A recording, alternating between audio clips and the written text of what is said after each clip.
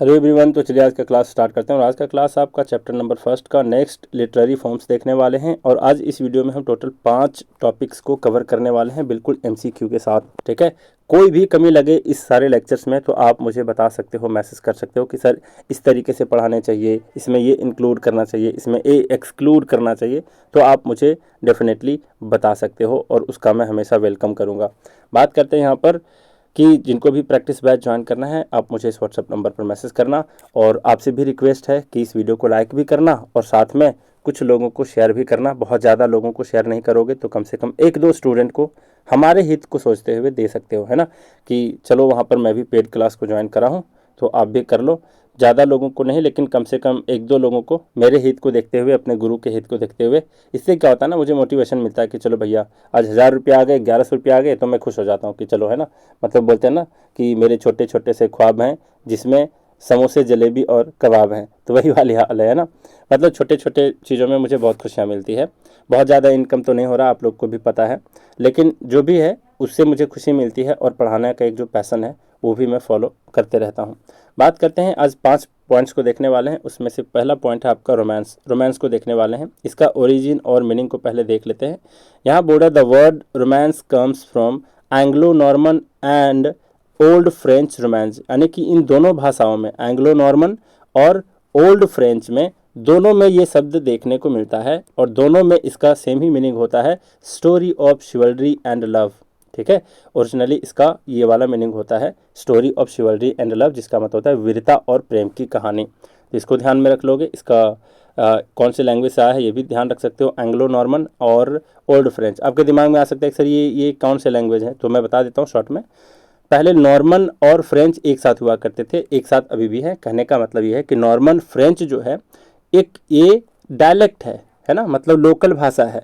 अब क्या होता है, मतलब 2 लैंग्वेजों से मिल करके बना है। अब नॉर्मन है, जब एंग्लो के साथ इंग्लिश के साथ मिल जाता है तो ये दोनों मिल करके एंग्लो नॉर्मन बना लेता है। जैसे बोलते हैं ना कि 2 अलग अलग परंपरा के लोग, 2 अलग अलग भाषा के लोग अगर आपस में रहने लगे बहुत सदियों तक, तो आपस में भाषाओं का भी एक्सचेंज वहाँ पर हो जाता है ना। और हो जाने से एक नई बोली का एक आविष्कार हो जाता है। तो इसी तरीके से ये जो लोकल लैंग्वेज है उस तरीके के सेंस में एंग्लो नॉर्मन और ओल्ड फ्रेंच। बात करते हैं यहाँ पर इसके की फीचर्स क्या हैं। तो आप गौर कर रहे होगे कि ये सारे जो मैं पॉइंट बना करके देता हूँ, इसका क्या इम्पोर्टेंस है पता है आपको। जब आप मेंस के एग्जाम लिखोगे ना और ये सारी बातों को लिखना, मतलब बोलते हैं जिसको बातें बनाना आ गई, समझ रहे हो, तो बातें बना करके एग्जाम में ये सारे पॉइंट को लिख दोगे ना तो समझ जाओगे। और इमेजिन करके भी अगर आप आंख बंद करोगे इसकी फीचर्स को पढ़ोगे तो आपको पता चल जाएगा कि इसमें कौन कौन से पॉइंट बनने चाहिए। और ये पॉइंट ही जो एग्जामिनर होता है ये पॉइंट चेक कर रहा होता है। और ये डैश दे करके इधर लिखते हो ना अलबल चीज़ जो भी, इसका ज़्यादा इंपॉर्टेंस नहीं होता। हालांकि अगर पॉइंट वाइज लिखोगे पूरा एकदम सारे इसके की पॉइंट्स को लिखोगे तो अच्छी बात है, लेकिन बेसिकली जो एक नॉर्मल ह्यूमन बीइंग होता है वो बस हेडिंग को देख रहा होता है कि आपकी पकड़ इसको लेकर के है ना। तो ये सारे पॉइंट अगर लिखने आ गए इसका मतलब है एकदम एग्जाम में बल्ले बल्ले, है ना। तो यहाँ पर इनडायरेक्टली अगर देखा जाए तो प्री एग्ज़ाम के साथ साथ आपके मेंस के भी एग्ज़ाम की तैयारी करी जा रही है। ठीक है, यहाँ पर है रोमांटिक लव, इसका एक की फीचर है। की फीचर का मतलब इसका जो एक मुख्य जो विशेषता है रोमांस शैली में कहानी को लिखने की एक जो आप एक तो पहली बात तो क्लियर कर लो कि रोमांस एक लिटरेरी फॉर्म है, यानी कि कहानी को लिखने की एक शैली है ना। इस शैली में क्या होता है कि इसका जो सेंट्रल थीम होता है वो क्या होता है, सेंट्रल थीम मुख्य विषय क्या होता है, रोमांटिक अफेक्शन। इसका मतलब होता है रोमांटिक लगाव। ठीक है, सेंट्रल थीम ये समझ में आ गई बात। फिर है शिवल्रिक डीड्स। शिवल्रिक डीड्स का मतलब होता है जो वीरतापूर्ण कार्य होते हैं, कर्म होते हैं, उसको बोलते हैं शिवल्रिक डीड्स। यहाँ पर डीड्स का मतलब कर्म होता है ना। तो यहाँ पर the hero performs brave and noble acts, इसका मतलब हो गया कि जो इस रोमांस कहानी है इसके जो हीरो है ना, वो क्या परफॉर्म कर रहा होता है, एक साहसी और महान कार्य को वहाँ पर परफॉर्म कर रहा होता है। मतलब कोई ना कोई महान काम ही कर रहा होगा वहाँ पर और बहादुरी को तो दिखाता ही है। आइडियलाइज्ड वैल्यूज़, इसका मतलब इसमें कुछ इसमें बोलते हैं ना एक नैतिक शिक्षा छुपी होती है इस कहानी में। तो इसमें क्या क्या वैल्यूज छुपे होते हैं, क्या क्या आदर्श मूल्य छुपे होते हैं, तो ये सारे छुपे होते हैं। ड्यूटी, वर्च्यूज़ का मतलब गुण है ना, तो ड्यूटी का गुण होता है मतलब कि कर्तव्य को वहाँ पर हीरो निभा रहा होगा तो उसका कोई कैरेक्टर, करेज को दिखा रहा होगा, है ना। फिर बोल्डनेस यानी साहस को दिखा रहा होगा। Rescuing damsels in distress are highlighted, मतलब ये सारे पॉइंट वहाँ पर हाईलाइटेड होते हैं, ठीक है। इसका मतलब क्या हुआ, रेस्क्यूइंग डैमसेल्स इन डिस्ट्रेस, इसका मतलब ये हुआ कि कुछ ऐसी स्त्रियां होती है जो कोई संकट में फंस जाती हैं, तो उसको जब सहायता प्रदान कर रहा होता है हीरो वहाँ पर, तब उसको कहते हैं rescuing damsels in distress. Damsel का मतलब स्त्रियाँ, फिर लड़की या फिर कोई कुंवारी कन्या, ऐसे भी यहाँ पर हो सकता है। तो इसके आइडियलाइज्ड वैल्यूज़ का मतलब समझ गए, कोई वहाँ पर ड्यूटी निभा रहा होगा कहानी में, कोई साहसिक कार्य कर रहा होगा, है ना, करेज वाला कार्य। फिर बोल्डनेस है, मतलब वही साहसी वाला कार्य, वीरता वाला कार्य, है ना। और कोई एक लड़की को, मतलब किसी के चंगुल में फंसी हुई है, तो उसको रेस्क्यू कर रहा होता है, बचा रहा होता है, वो बहुत ज़्यादा डिस्ट्रेस में होती है, परेशान होती है, तो संकट में होती है, तो उसको जब बचाया जाता है, तो ये सारे वैल्यूज़ वहाँ पर दिखाए जाते हैं, ठीक है। फिर यहाँ पर मिस्ट्री एंड एडवेंचर भी इसकी एक विशेषता है, जिसका मतलब होता है रहस्य और एडवेंचरस। नहीं बोलते कि भाई एडवेंचरस काम करते हैं, चलो कुछ, है ना, चलो कुछ तूफानी करते हैं, मतलब घूमने का मन किया तो नहीं, छोटे छोटे जंगल नहीं जाएंगे, एकदम सीधा पहाड़ पे चढ़ेंगे। तो जो साहसिक कार्य होते हैं ना, उसको कहते हैं एडवेंचर, साहसिक कार्य के साथ रोमांच वाले, ठीक है। तो मिस्ट्री एंड एडवेंचर का मतलब रहस्य और रोमांच भी इसके एक गुण है। बोला adds thrill and fantasy to the narrative, इसका मतलब है कि टू द नैरेटिव मतलब कहानी में ये क्या समावेश करता है, क्या ऐड ऑन करता है, तो थ्रिल और फंटेसी को भी। थ्रिल का मतलब होता है बिल्कुल रोमांचक कार्य, थ्रिलिंग मूवी नहीं देखते पूरा कि अब क्या होगा, अब क्या होगा, अब क्या होने वाला है, तो उसको बोलते हैं थ्रिलिंग, है ना। फिर फंटेसी, फंटेसी का मतलब खास करके लव के सेंस में जब कोई इमेजिनेशन कर रहा होता है तब उसको कहते हैं फंटेसी, है ना। जैसे कभी कभी कोई कंवारा लड़का हो या फिर लड़की हो, एकदम लेटी हुई है बेड पे और कल्पना कर रही है, जाने वो कैसा होगा रे, है ना। तो इस तरीके से जो फंटेसी करते हैं, काल्पनिक जो कहानी होती है, तो वो सारी बातें वो इसमें वहाँ पर समावेश होता है। फिर हीरो सेंट्रिक नैरेटिव, इसका मतलब है कि जो हीरो होता है उस पर बेस्ट ये खास करके कहानी होती है, मतलब मुख्य जो वहाँ पर होगा कोई कैरेक्टर, तो वो हीरो ही होगा, हीरो के इर्द गिर्द ही कहानी घूम रही होगी। तो the story builds the glory of the hero और नाइट, नाइट का मतलब होता है योद्धा, है ना। तो कहानी जो होता है वो नायक का जो हीरो होता है या फिर जो योद्धा होता है, उसकी ही महिमा को ये क्या कर रहा होता है, उजागर कर रहा होता है एक तरीके से, है ना। ग्लोरी का मतलब महिमा। तो यहाँ तक सारे पॉइंट क्लियर हैं। फिर इसके कॉमन थीम्स क्या होते हैं ये ज़रा देख लेते हैं। फिर से एक बार मैं रिपीट कर दूं इसके की फीचर्स को। रोमांटिक लव होता है, शिवालिक डीड्स होता है, आइडियलाइज्ड वैल्यूज़ होता है, और फिर क्या होते हैं, मिस्ट्री और एडवेंचर, और हीरो सेंट्रिक नैरेटिव, ठीक है। मतलब मेन जो वहाँ पर होता है कैरेक्टर, वो हीरो ही होता है। फिर बात करते हैं यहाँ पर क्या कॉमन थीम्स इन रोमांस।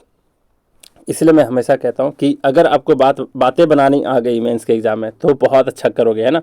बातें क्या बनानी है रोमांस के ऊपर, अगर आप गौर करके देखोगे कि चलो आज के लेक्चर में क्या क्या पढ़ा, तो अगर जो भी मैं पॉइंट यहाँ पर बना करके यहाँ पर दे रहा हूँ, कॉमन थीम्स क्या क्या हो सकते हैं, इसके विषय क्या हो सकते हैं, इसके क्या क्या की फीचर्स हो सकते हैं, बस इतना सा लिख लिए ना, तो ये सारी बातें को आप खुद ही बना लोगे। और जो भी एग्जामिनर होता है बस इसको चेक कर रहा होता है, ना कि ये सारे पॉइंट को चेक कर रहा होता है। बात को समझ गए। तो यहाँ पर बात करते हैं कॉमन थीम्स क्या क्या होते हैं। हालांकि जब मैं मेंस का बैच लाऊंगा तो आपको सब कुछ एकदम मिलेगा, रेडीमेड मिलेगा समझो, ठीक है। और बहुत अच्छा कराने वाला हूँ वहाँ पर। फिर यहाँ पर कॉमन थीम्स क्या हो सकते हैं रोमांस में, मतलब क्या क्या विषय हो सकते हैं। तो लव एंड ऑनर होता है, ऑब्वियस सी बात है, प्रेम और सम्मान होता है। हीरोइज्म और ब्रेवरी भी इसका विषय हो सकता है, मतलब वीरता और साहस इसका क्या हो सकता है, कॉमन थीम्स हो सकता है, यानी कि इसका विषय हो सकता है, इसी विषय पर लिखा जा सकता है। मैजिकल और सुपर नेचुरल एलिमेंट्स भी होते हैं, तो इसको भी ध्यान रख लोगे, ठीक है। जादुई और जो सुपर नेचुरल अलौकिक शक्तियाँ जो होती है, ये भी इसका एलिमेंट्स हो सकता है। Moral testing of the hero, यहाँ पर ये बहुत इंपॉर्टेंट पॉइंट है, ठीक है। क्यों है आप देखोगे आगे। यहाँ पर कह रहा है कि जो हीरो होता है उसका जो नैतिक परीक्षा है ना, वो भी होती है वहाँ पर। जैसे उसका चेक कर रहा होता है कि देखते हैं इसमें कितना लस्ट भरा है, कहीं ऐसा तो नहीं है कि ये बहुत ही बुरा इंसान है, बस फालतू का प्यार कर रहा है। फिर वहाँ से हीरोइन आएगी और उसका टेस्ट लेगी, है ना, किसी और भी लड़की को भेज करके। तो ये सारे टेस्टिंग यहाँ पर चलते रहते हैं रोमांस वाली स्टोरी में, ठीक है। ऐसा होता है ना, कई लड़कियाँ क्या करती हैं, अपनी सहेली की इंस्टाग्राम के आईडी से उसको मैसेज करती है ना, कि देखते हैं कि बंदा कितना लॉयल है क्या नहीं है ना। तो खैर आजकल के लड़के भी बहुत होशियार हो गए हैं, वो समझ जाते हैं कि हाँ लग रहा है कि कोई टेस्ट ही चल रहा है। तो ये सारी बातें होती हैं कि इसके रोमांस के कॉमन थीम्स हो सकते हैं, ये सारे विषय हो सकते हैं, इन विषयों पर लिखा जाता है। फिर यहाँ पर कह रहा है कि famous examples of romance literature, literature में ई छूट रखा है ना, तो अपने से ऐड कर लेना। यहाँ पर बोल रहा है फेमस एग्जाम्पल कौन कौन है, तो यहाँ पर देखते हैं 4 यहाँ पर मैं ले रखा हूँ क्या इसके एग्जाम्पल। यहाँ पर बात करते हैं, ये है आपका Sir Gawain and the Green Knight, ये टाइटल है, मतलब रोमांटिक जो स्टोरी है, रोमांस स्टोरी है ना, उसके बारे में है। इसके ऑथर आज तक पता नहीं चला है।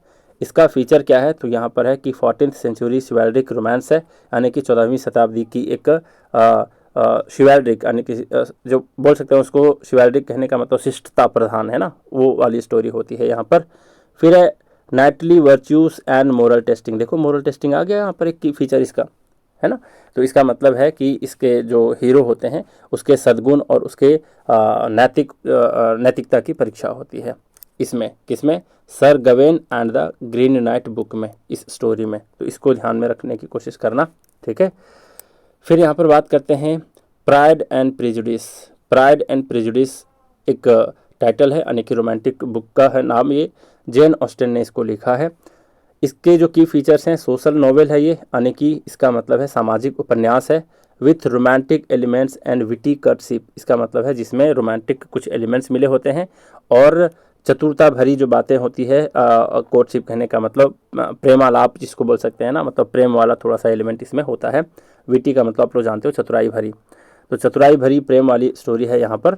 तो बात करते हैं कि इसको याद कैसे करना है ना, तो मैं थोड़ा थोड़ा आपको हिंट दे दूंगा, बहुत ज़्यादा डेप्थ में ये ट्रिक भी नहीं बनाना चाहिए, मतलब डेप्थ कहने का मतलब बहुत कॉम्प्लेक्स नहीं कर देना चाहिए, ऊपर ऊपर से जो आपको दिखे वैसा ट्रिक बनाना चाहिए। जैसे यहाँ पर प्राइड एंड प्रेजुडिस, जिसका मतलब होता है क्या, वैसे प्राइड का मतलब गर्व होता है, प्रेजुडिस का मतलब होता है किसी व्यक्ति के बारे में अगर आप पहले से एक मानसिकता बना करके चलते हो, है ना, कि अरे यार उसके घर के लोग बहुत ही ऐसे हैं वैसे हैं, इस तरीके से जो मानसिकता पहले से बना के चलते हो किसी के बारे में, उसको प्रेजुडिस बोलते हैं।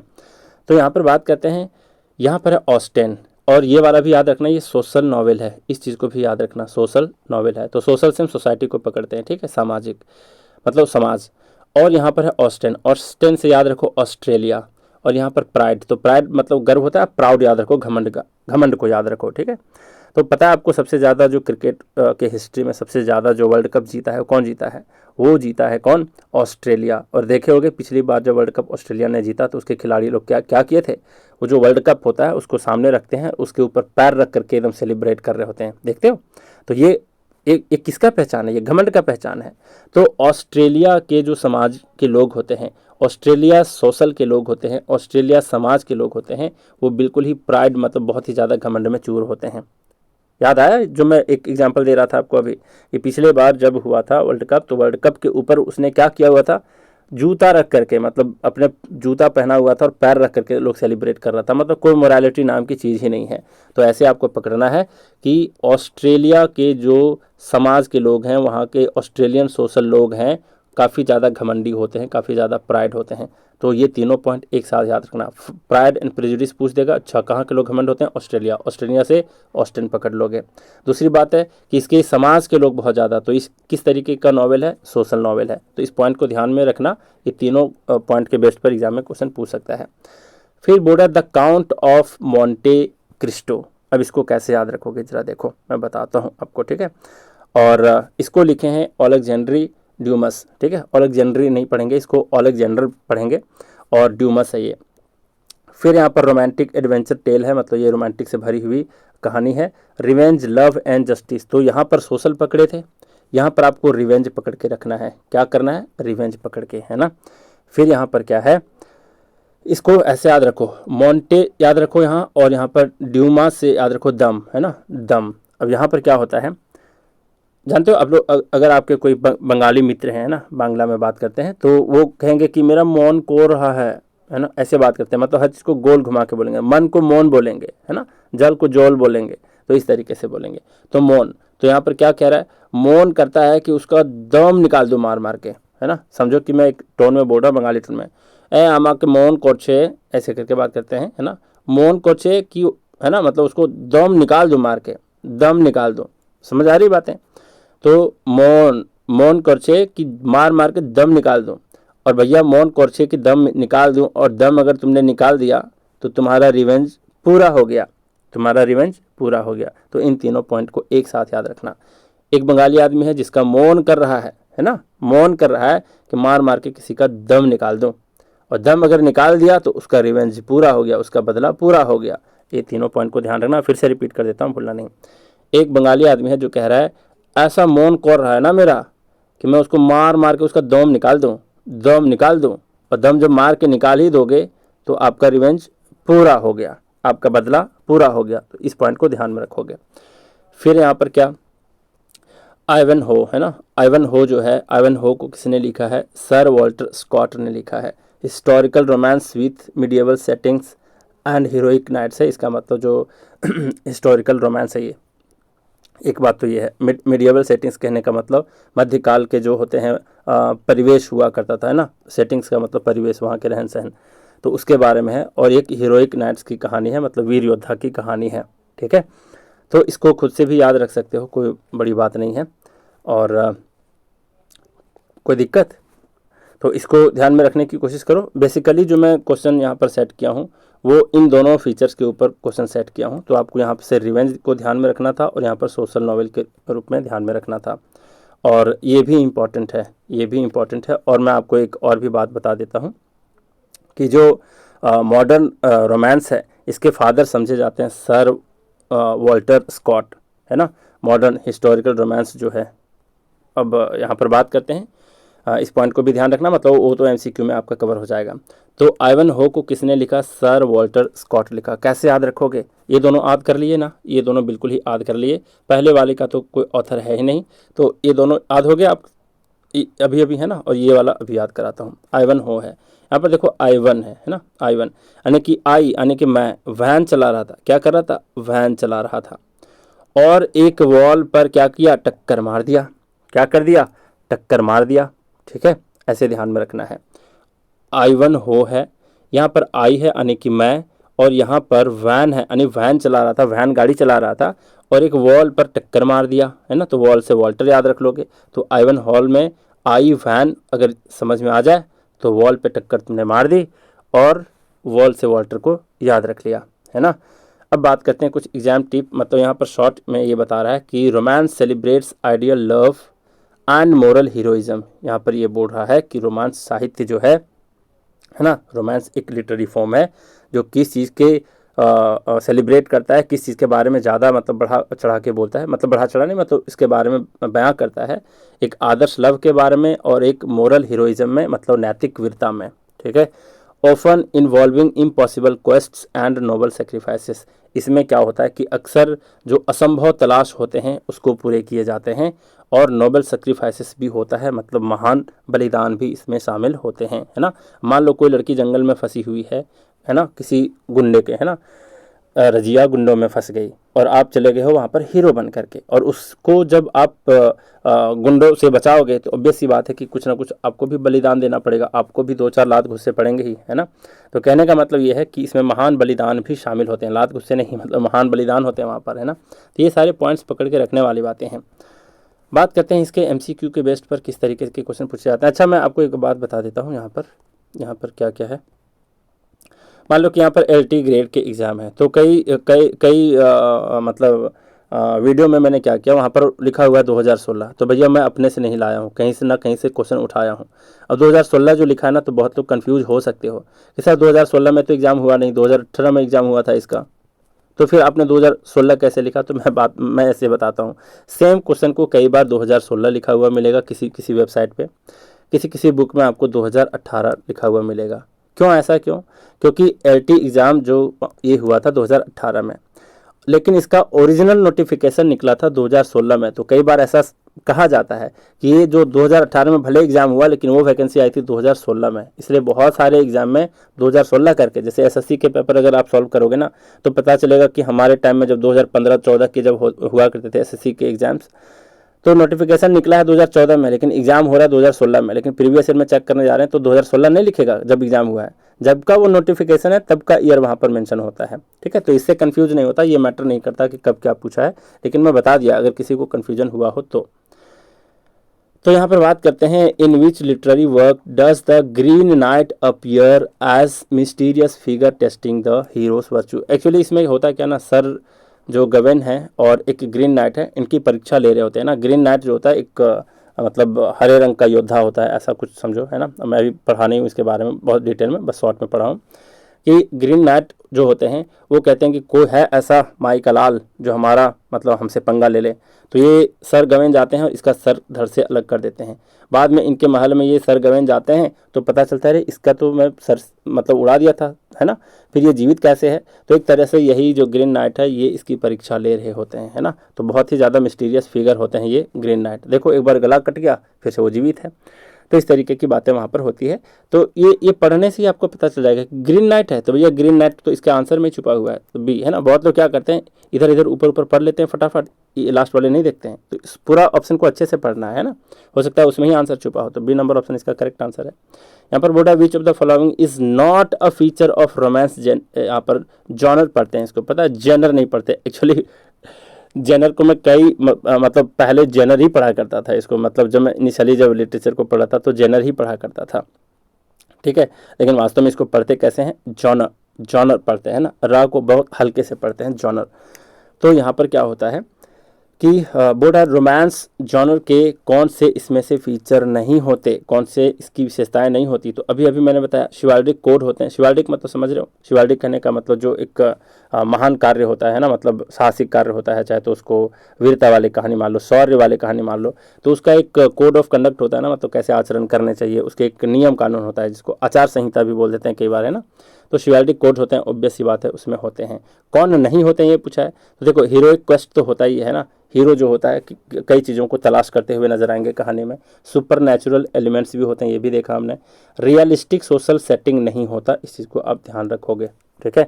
रियलिस्टिक कहने का मतलब ज़्यादा फंटेसी के बेस पर होता है, वो रियलिस्टिक नहीं होता। रियलिस्टिक कहने का मतलब होता है जो रियल में घटना घटती है वैसा आपको प्रतीत नहीं होगा। अब बताओ किसी का मुंडी काट दिया और वो जीवित है, तो ये कोई रियलिस्टिक चीज़ है? बिल्कुल नहीं है। तो अगर एक बात कही जाए कि कौन से इसमें रोमांस के आपके फीचर नहीं होते, तो ये रियलिस्टिक वाली बात को नहीं बता रहा होता है। बी नंबर ऑप्शन इसका करेक्ट है, नॉट पूछा है ना, कौन नहीं है। फिर यहाँ पर who among the following is known for reviving historical romance in 19th century, है ना। अभी मैंने क्या बोला था, फादर बोल दिया था ना इसको, तो फादर से आपको ध्यान में नहीं रखना है ना, इसको फादर से रिलेट करके याद नहीं रखना है, वो दूसरा क्वेश्चन को मैं बोला था आगे आने वाला है। यहाँ बोल रहा है क्या, थर्ड क्वेश्चन में ये बोल रहा है कि ये निम्नलिखित में से कौन ऐसे मतलब व्यक्ति हैं जो 19वीं शताब्दी के 19th सेंचुरी के क्या माने जाते हैं, जो हिस्टोरिकल रोमांस होता है ना, जो ऐतिहासिक रोमांस होता है उसको पुनर्जीवित करने के लिए वो व्यक्ति जाना जाता है, तो वो है आपके सर वॉल्टर स्कॉट। तो यहाँ से 19th सेंचुरी था और हिस्टोरिकल रोमांस है जिसको पुनर्जीवित करने के लिए जाना जाता है, और टेबल में भी वही बात थी, यहाँ पर देख लो, Sir Walter Scott, historical romance with medieval settings and heroic knights. तो इस पॉइंट को आप ध्यान में रखोगे, ठीक है, इसी के बेस्ट पर पूछा गया क्वेश्चन है, क्लियर है। फिर यहाँ पर ये थर्ड क्वेश्चन देख लिए। फोर्थ क्वेश्चन है pride and prejudice is best described as a. तो प्राइड एंड प्रेजुडिस जो है वो किसको बता रहा होता है, तो ये सोशल नॉवेल है ना। अभी बताया कि जो ऑस्ट्रेलिया के लोग होते हैं काफ़ी ज़्यादा घमंड होते हैं, मतलब ऑस्ट्रेलिया के सोशल लोग जो होते हैं, सोसाइटी के लोग होते हैं, काफ़ी घमंडी होते हैं, है ना। तो इस तरीके से सोशल नॉवेल को आप याद रख सकते हो, सी नंबर ऑप्शन करेक्ट है। फिर बोला है विच of the following novels is an example of romantic adventure with themes of revenge and justice. Revenge वाली बात अभी बताया, है ना, रिवेंज वाली बात अभी बताया कि, है ना, मेरा मन कर रहा है कि दम मार दो निकाल के, और दम अगर निकल गया किसी को मार दिए तो रिवेंज तुम्हारा पूरा हो गया। तो रिवेंज था यहाँ पर, और मॉन से मॉन्टे क्रिस्टो को ध्यान में रख सकते थे, है ना, और ड्यूमस को भी, और अलेक्जेंडर ड्यूमस है उसको भी ध्यान रख सकते थे, ठीक, तो बता ही दिया हूँ। तो ये सारे क्वेश्चन पूछे गए हैं प्रीवियस ईयर में। अब वन एक्ट प्ले के बारे में थोड़ा सा पढ़ लेते हैं, अच्छे से इसको पढ़ लेते हैं कि वन एक्ट प्ले होता आखिर क्या है। वन एक्ट प्ले जो होता है, डेफिनेशन देखते हैं कि आखिर ये होता क्या है। डेफिनेशन एंड ड्यूरेशन, यहाँ पर बोला a one act play is a short dramatic work consisting of only one act. इसका मतलब ये हुआ कि वन एक्ट प्ले जो है ये नाटक का एक छोटा सा नाटकीय रचना होता है ना, यहाँ तक समझ गए, जिसमें सिर्फ एक ही एक्ट होता है। अब सर ओनली वन एक्ट का क्या मतलब है, तो ये तो नाम में छुपा है वन एक्ट। अब एक्ट का मतलब क्या होता है, इसका मतलब मैं सिंपली बता देता हूँ। इसका मतलब ये है कि बीच में कोई इंटरवल नहीं होता, और दूसरी बात है कि ये 15 से 40 मिनट की एक कहानी होती है, छोटी सी कहानी, और वो जो कहानी बीत रही होती है वो किसी एक ही जगह पर होगा, एक ही समय में स्टार्ट होता है, और एक ही जगह में स्टॉप भी हो जाता है, यानी ख़त्म भी हो जाती है कहानी। बात को समझ समझ रहे हो। तो यहाँ पर ध्यान रखने वाली बात है 2-3 बात, क्या इसमें इंटरवल नहीं होता। जैसे आप मूवी देखते हो तो वहाँ पर आधे घंटे का तो इंटरवल हो जाता है, 10 मिनट का, 15 मिनट का, है ना, इस तरीके से। दूसरी बात कि ये छोटी सी स्टोरी होती है जिसको स्टेज पे चढ़ के 15 से 40 मिनट में परफॉर्म किया जा सकता है। और वो स्टोरी जो घट रही होती है किसी एक ही प्लेस पर, किसी एक ही टाइम पर। तो इस चीज़ को ध्यान रखना है ना, एक ही टाइम और एक ही प्लेस। तो ये सारी बातें क्लियर है। इसमें एक ही एक्ट होता है। एक्ट का मतलब ये होता है, आगे यहाँ पर आएगा, है ना, मैं यहाँ पर सब लिख दिया हूँ। इट मे हैव वन और मोर सीन्स, इसमें अलग अलग दृश्य हो सकते हैं। But the entire action occurs with in a single act, लेकिन यहाँ पर ये कह रहा है कि पूरी जो संपूर्ण घटना है, सारे दृश्य के जो घटना है वो कोई एक ही एक्ट में ख़त्म हो जाएगा, बीच में कोई इंटरवल नहीं आएगा। यूजुअली इसका ड्यूरेशन होता है 15 से 40 मिनट। ये VBI पॉइंट है, इसको याद रख लेना। यहाँ पर इसके की कैरेक्टर्स क्या होते हैं, तो की कैरेक्टर्स में मैं अभी आपको बता दिया था। क्या टाइम बताया है, यूनिटी ऑफ टाइम कहने का मतलब एक ही टाइम पर होगा, यूनिटी ऑफ प्लेस मतलब एक ही जगह पर होगा, है ना, और एक्शन मतलब एक्शन भी जो होता है वो एक ही एक्शन होगा, अलग अलग एक्शन नहीं होंगे, उसका एक ही कहानी पर वो फोकस्ड होगा। तो यहाँ पर बात करते हैं सिंगल सिचुएशंस, इसका एक कैरेक्टरिस्टिक है ना, मतलब विशेषता है। फोकसेस ऑन वन इवेंट और कॉन्फ्लिक्ट, यहाँ पर कह रहा है कि किसी एक घटना और फिर संघर्ष पर केंद्रित होता है, फोकस होता है, वो एक ही सिचुएशन होता है, बहुत ज़्यादा सिचुएशन नहीं होता। फिर यहाँ पर यूनिटी ऑफ टाइम कहने का मतलब action happens in real time, इसका मतलब है कि घटनाएं जो होती हैं वो वास्तविक समय में ही घटती है, ऐसा नहीं कि अलग अलग समय की घटना को वहाँ पर दिखाया जाता है, ठीक है। फिर यहाँ पर यूनिटी ऑफ प्लेस का मतलब takes place in a single setting, इसका मतलब है एक ही परिवेश में होता है, एक ही स्थान पर होता है। सेटिंग का मतलब बहुत कुछ होता है ना, सेटिंग का मतलब परिवेश होता है, माहौल होता है, एक ही स्थान होता है। तो एक ही स्थान पर सारी घटनाएं और सारी कहानी बीत जाती है। जैसे कि एक एग्जाम्पल भी आगे देखोगे, सब कुछ समझ में आ जाएगा, है ना। वहाँ पर देखोगे कि एक आइलैंड में एक छोटा सा कमरा है, एक ही घर है, और उसी घर में कुछ ही मिनट की कहानियों में सारा वो उसका पारिवारिक जो उलझन होता है वो सब कुछ वहाँ पर दिखाया जाता है, ठीक है। तो बहुत बड़ी स्टोरी नहीं होती है। फिर सिंपल लैंग्वेज होता है, language is brief, natural and easy to understand, इसका मतलब ये हुआ कि इसमें जो इसका, अच्छा ये तो छूट गया आपका, है ना। Unity of action maintains one central plot without subplots, इसका मतलब होता है कि ये जो इसमें जो होता है ना कि इसकी एक ही कहानी होती है। सेंट्रल प्लॉट कहने का मतलब एक ही मुख्य कहानी होती है, बिना साइड स्टोरीज के, कोई साइड स्टोरीज इसमें नहीं होती। इस पॉइंट को मैं थोड़ा समझा देता हूँ कि यूनिटी ऑफ एक्शन का मतलब, ये सारे पॉइंट तो क्लियर हैं। यहाँ पर कह रहा है कि यहाँ पर एक ही सेंट्रल प्लॉट होगा, यानी एक ही कहानी होगी। प्लॉट का मतलब एक ही कहानी, सब प्लॉट्स नहीं होते, यानी साइड स्टोरीज नहीं होती। सर कैसे समझेंगे, मैं बता देता हूँ। जैसे कि मान लो कि शाहरुख खान, मान लो कि कोई चोर की वहाँ पर ये कर रहा है, फिर डॉन की एक प्लॉट कर रहे हैं वो अपने आप को, है ना। मतलब कि शाहरुख खान की कोई मूवी है, अब शाहरुख खान क्या करते हैं कि उसकी एक चोरी की कहानी दिखानी हो, है ना, और या फिर वो चोर हो या फिर कोई डॉन हो। और होता क्या है कि उस कहानी में सिर्फ वो चोरी होगी, कितने स्टाइल से वो चोरी करेंगे, है ना, और कैसे अपनी शातिर बुद्धि का इस्तेमाल करेंगे, कैसे पुलिस वाले को ठेंगा दिखा करके भाग जाएंगे, बस इतना ही दिखाया जाएगा। और साइड में उसकी कोई साइड स्टोरीज नहीं दिखाई जाएगी, उसकी प्रेम कहानी को नहीं दिखाया जाएगा, और फिर समझ लो उसके घर की कहानी, उसकी माँ की कहानी, ये सब कुछ नहीं दिखाया जाएगा। चोर है मतलब अगर उसका सेंट्रल थीम है चोरी करना, तो बस चोरी करने के विषय पर ही दिखाया जाएगा, साइड स्टोरीज कुछ नहीं होती है। तो वही कह रहा है कि ये मेंटेन कर रहा होता है वन सेंट्रल प्लॉट को, एक ही जो केंद्रीय बिंदु होता है उसी के ऊपर इर्द गिर्द पूरी कहानी घूमती है, इसके साइड स्टोरीज नहीं होते। सिंपल लैंग्वेज होता है, language is brief, natural and easy to understand, इसका मतलब है कि भाषा बहुत ही संक्षिप्त में होती है और स्वाभाविक होती है, जिसको हर कोई समझ सकता है, ठीक है। बहुत कॉम्प्लेक्स लैंग्वेज इसकी नहीं होती। हो सकता है इसमें जो लोकल डायलेक्ट्स होते हैं, बोली होते हैं, उसके भी शब्द का इस्तेमाल इसमें किया जाता है, ठीक है। पर्पसफुल डायलॉग्स, अब इसमें जो डायलॉग्स होती हैं, वार्तालाप होती हैं, संवाद जो होता है, उसका एक उद्देश्य होता है, मतलब कुछ ना कुछ सिखाने के उद्देश्य से उसको एक्ट किया जाता है। तो डायलॉग्स आर शॉर्ट, यानी कि संक्षिप्त में होते हैं, meaningful and avoid long speeches, और यहाँ पर मीनिंगफुल बातें होती है ना, लंबे भाषण से मुक्त होता है ये कौन, वन एक्ट प्ले, ठीक है। इसमें वो एकता कपूर के सीरियल जैसा कि खींचेगा नहीं कि इसका मतलब अभी कुछ सीन दिखा दिया, अभी कहानी कुछ और है, फिर थोड़ी देर के बाद कहानी बदल जाएगी, है ना। लंबा खींचने के लिए इसका पर्पस नहीं होता, मतलब इसका एक ही उद्देश्य होगा, एक ही समय होगा, और एक ही जगह पर वो उद्देश्य भी पूरा हो जाएगा, समझ रहे हो, वो पर्पस भी इनका जो है वो पूरा हो जाता है वन एक्ट प्ले का। तो सारी बातें क्लियर हैं। फ्यू कैरेक्टर्स होते हैं मतलब बहुत ही कम कैरेक्टर्स होते हैं। फ्यू कहने का मतलब बहुत कम कैरेक्टर्स होते हैं, है ना, मतलब कि इसमें जो व्यक्ति होते हैं उसमें बहुत कम होते हैं, पात्र बहुत कम होते हैं। Characters are limited but realistic, इसके जो पात्र होते हैं उनकी संख्या कम होती है लेकिन ये बहुत ही रियलिस्टिक होते हैं। क्या मतलब है रियलिस्टिक का मतलब क्या होता है, मैं आपको समझा देता हूँ अच्छे से। इस पॉइंट को अभी दो पॉइंट को ज़्यादा समझाना था मुझे। यूनिटी ऑफ एक्शन समझ गए, ठीक है। फ्यू कैरेक्टर्स को यहाँ पर समझा देता हूँ। कैरेक्टर्स लिमिटेड होते हैं लेकिन रियलिस्टिक, रियलिस्टिक कहने का मतलब ये होता है कि ऐसे पात्र जो सच्ची ज़िंदगी जैसे लगें, मतलब मान लो वो एक्ट कर रहा है और ऐसा नहीं लगे कि भैया, मतलब ऐसा होता है ना कि साउथ इंडियन मूवी में कि ज़मीन पर पैर पटके और सीधा आंधी आ गई, समझ रहे हो, तो ऐसा नहीं होता। मतलब सच्चा लगना चाहिए, रियल लगना चाहिए। जिनका व्यवहार, उनकी बातें, भावनाएं, है ना, उससे जो रिएक्शंस होते हैं, प्रतिक्रियाएं आती हैं, वो ऐसे लगे जैसे कि असल लोगों में दिखता है ना। और इसमें बहुत कम पात्र होते हैं और इसमें किताबी या फिर फिल्मी दुनिया में जैसे ओवर ड्रामा किया जाता है, ओवर एक्टिंग किया जाता है, ऐसा नहीं लगेगा। मतलब दर्शक ये देख करके कह सकें कि हाँ ऐसे तो हम रोज़ देखते हैं, प्रैक्टिकल लगे तो उसको रियल और प्रैक्टिकल लगे तो उसी को बोलते हैं रियलिस्टिक। बात समझ गए। तो कुछ जैसे एग्जांपल ले सकते हैं कि टीचर मान लो क्लास में पढ़ा रहे हैं, है ना, तो वो सामान्य तरीके से एक टीचर जैसे बोलते हैं कड़क लैंग्वेज में बच्चों को डराने के लिए, वैसे वो बोलेंगे, है ना। छात्र जो है देख करके घबरा जाता है तो घबराने वाली भावना होगी, है ना। पिता जो होता है मान लो कि अपने बेटे के लिए बहुत ज़्यादा चिंता कर रहे हो, तो ये सारी बातें से पता चले कि एक रियल घटना घट रही है, ऐसा नहीं कि पूरा बढ़ा चढ़ा करके साउथ इंडियन मूवी टाइप का दिखा दिया, है ना। हालांकि बॉलीवुड से तो लाख अच्छे होते हैं हमारे साउथ इंडियन की मूवी, कोई शक नहीं इसमें। फिर कंसाइज राइटिंग, इसका मतलब है कि इसमें जो लिखे भी जाते हैं वो बहुत ज़्यादा संक्षिप्त में लिखा जाता है।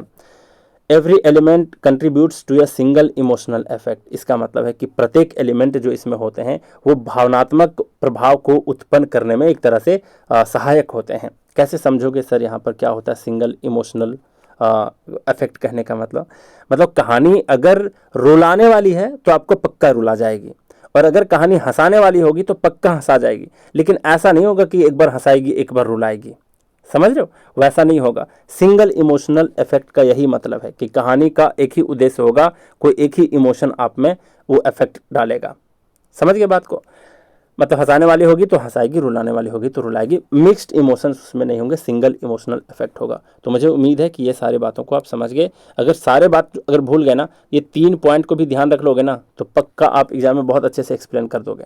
तो इसका जो मेन मैं मानता हूँ पॉइंट को, unity of time, unity of place, unity of action को, इसको आप समझ सकते हो।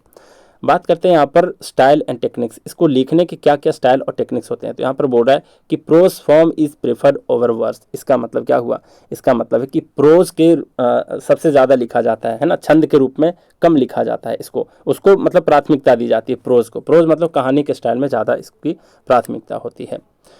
फिर यहाँ पर stage directions are detailed and specific, क्या मतलब हुआ इसका, इसका मतलब है कि जो स्टेज पर जो डायरेक्शंस दिए जाते हैं, जैसे कि नाटक का कोई स्क्रिप्ट है ना, तो उसमें जो लिखे हुए निर्देश होते हैं, जो भी वहाँ पर अभिनेता होता है, निर्देशक होता है, वो बताते हैं कि मंच पर क्या करना है, कैसे बोलना है, कहाँ क्या, मतलब क्या कैसे और कहाँ करना है, ये सारी बातों को वो डिटेल में वहाँ पर बताया गया होता है, स्पेसिफिक होता है, ठीक है।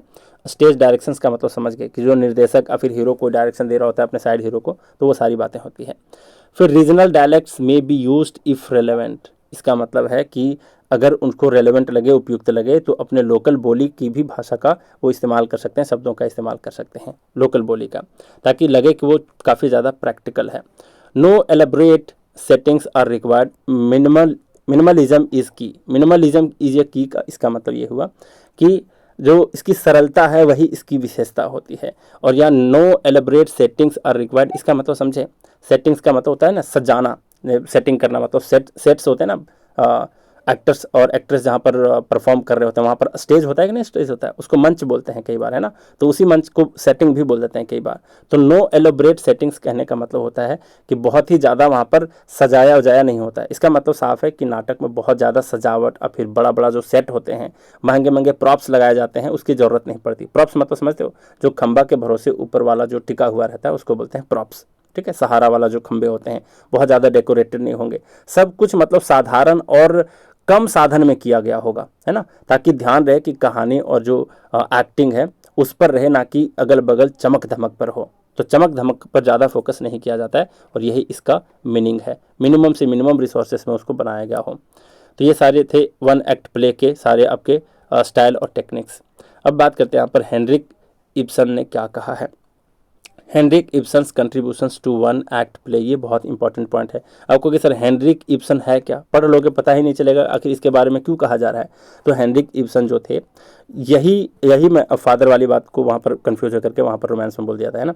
यहाँ पर है कि फादर ऑफ मॉडर्न ड्रामा जो कहे जाते हैं वो हेनरिक इब्सन कहे जाते हैं, याद रखना।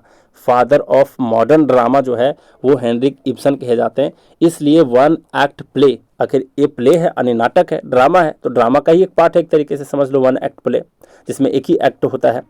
तो इसके लिए इनका क्या कंट्रीब्यूशन है ना, क्योंकि ये तो फादर ऑफ मॉडर्न ड्रामा है, तो इनकी कही हुई बात तो मायने रखता है कि नहीं, बिल्कुल रखता है ना। तो इनके क्या क्या कंट्रीब्यूशन है जरा देख लो। यहाँ पर कह रहा है कि पहली बात तो यूज़ ऑफ प्रोज, यानी ये क्या किए, Ibsen shifted one act place from verse to realistic prose format. इसका मतलब है कि इब्सन क्या किए हैं, पहले एक्चुअली होता है क्या था पता है, वन एक्ट जो प्ले होता है वो अक्सर पोएट्री के फॉर्म में हुआ करता था, है ना, पहले के टाइम में ऐसे लिखे जाते थे। लेकिन इब्सन क्या किए हैं, इसकी परंपरा को ही इन्होंने बदल दिया, मतलब नॉर्मल बोलचाल की भाषा में ये क्या करने लगे, ये प्रोज फॉर्मेट में लिखना प्रारंभ कर दिए। तो ये पॉइंट को मुझे उम्मीद है कि आप अच्छे से समझ गए। तो यूज़ ऑफ प्रोज का मतलब समझ गए कि इसमें क्या कहने की कोशिश कर रहा है। फिर stage directions, introduce detail and subtle stage instructions to enhance realism. इसका मतलब ये हुआ कि उन्होंने मंच निर्देशन को विस्तृत और सूक्ष्म बनाया, है ना, जिससे उसका रियलिस्टिक भाव जो है वो बढ़े, यानी कि वो दिखने में बिल्कुल ही रियल लगे, उसके ऊपर इन्होंने काम किया, है ना। बहुत ही किताबी लैंग्वेज में नहीं, जबकि लोकल लोग उसको एक बार में देख करके कनेक्ट कर पाए खुद को, उसको बोल रहा है रियलिज्म। तो यहाँ तक क्लियर है, ये पॉइंट भी लिख लोगे, और ये पॉइंट तो पहले भी डिस्कस कर दिया था अभी, है ना। फिर बोल रहा है कि रियलिज्म इसकी एक मतलब ये जो इब्सन है ना, इब्सन जो है आपके हेनरिक इब्सन, इनकी एक विशेषता ये भी रही है कि रियलिज्म को पेश किए थे, ठीक। अब यहाँ पर क्या किए, focused on life like characters, middle class settings and moral conflict. इसका मतलब है कि मध्यम वर्ग के जो लोग हैं वो अपने आप को इससे कनेक्ट कर सकते हैं, है ना। Focused on life like characters मतलब रियल लगे, बिल्कुल ही लाइफ लाइक, जैसे देखा जैसा, है ना। इसमें जो छोटे छोटे मोरल कॉन्फ्लिक्ट होते हैं, है ना, नैतिक संघर्ष होते हैं, उस पर भी बल दिया जाता है, जैसे कि बाप बेटा में लड़ाई हो गई हो, है ना। तो इस तरीके की चीज़ों को यहाँ पर दिया जाता है। यहाँ तक क्लियर है। फिर फेमस एग्जांपल्स यहाँ पर देखते हैं, और ये बहुत ही इंपॉर्टेंट है। यहाँ पर जो वन एक्ट प्ले है इसका फेमस एग्जाम्पल है राइडर्स टू द सी। यहाँ पर क्या होता है, इसको लिखे हैं जे.एम. सिंह, सिंह पढ़ते हैं ना, सिंह लगेगा कि सिंह पढ़ें, लेकिन सिंह पढ़ते हैं ज़्यादातर टाइम, तो मैंने ऐसे ही सुना अपने प्रोफेसर से, तो सिंह कहते हैं, ठीक है। जैसे मैं आपके लिए प्रोफेसर हूँ अभी, आप भी मेरे से फ़ोन पर बात कर लेते हो, वैसे मैं भी फ़ोन पर बात कर लेता हूँ अपने प्रोफेसर से, है ना। काफ़ी एजड है, लेकिन कुछ भी मैं पूछता हूँ तो उनसे बहुत कुछ सीखने को मिलता है, लेकिन उनके समझाने के तरीके थोड़े से अलग होते हैं, लेकिन मुझे कॉन्सेप्ट समझ में आ जाता है आखिर वो बताना क्या चाहते हैं। और आपको बता दूँ, वो सिर्फ PhD नहीं किए, मतलब इतने सारे डिग्रियाँ उनके पास की क्या ही बताऊँ, ठीक है। अब बात करते हैं राइडर्स टू द सी के बारे में। यहाँ पर जे.एम. सिंह, है ना, ऑथर हैं। दूसरी बात है, इसके सिग्निफिकेंस को देख लो, इसके महत्व को देख लो, क्या है यहाँ पर, masterpiece of the one act play genre. यहाँ पर ये कह रहा है कि अच्छा, फिर powerful tragedy in a short form. इसका मतलब ये हुआ कि इसमें बस एक ही कहानी है, सबसे पहली बात तो, है ना। और इसमें जो एक नाटक शैली का एक समझ सकते हो कि बहुत ही मास्टर पीस है, मतलब उत्कृष्ट रचना है ये, है ना, किसके, वन एक्ट प्ले के। तो इस चीज़ को ध्यान रखना, powerful tragedy in a short form, यानी कि संक्षिप्त रूप में एकदम ट्रेजेडी को यहाँ पर शो किया गया है।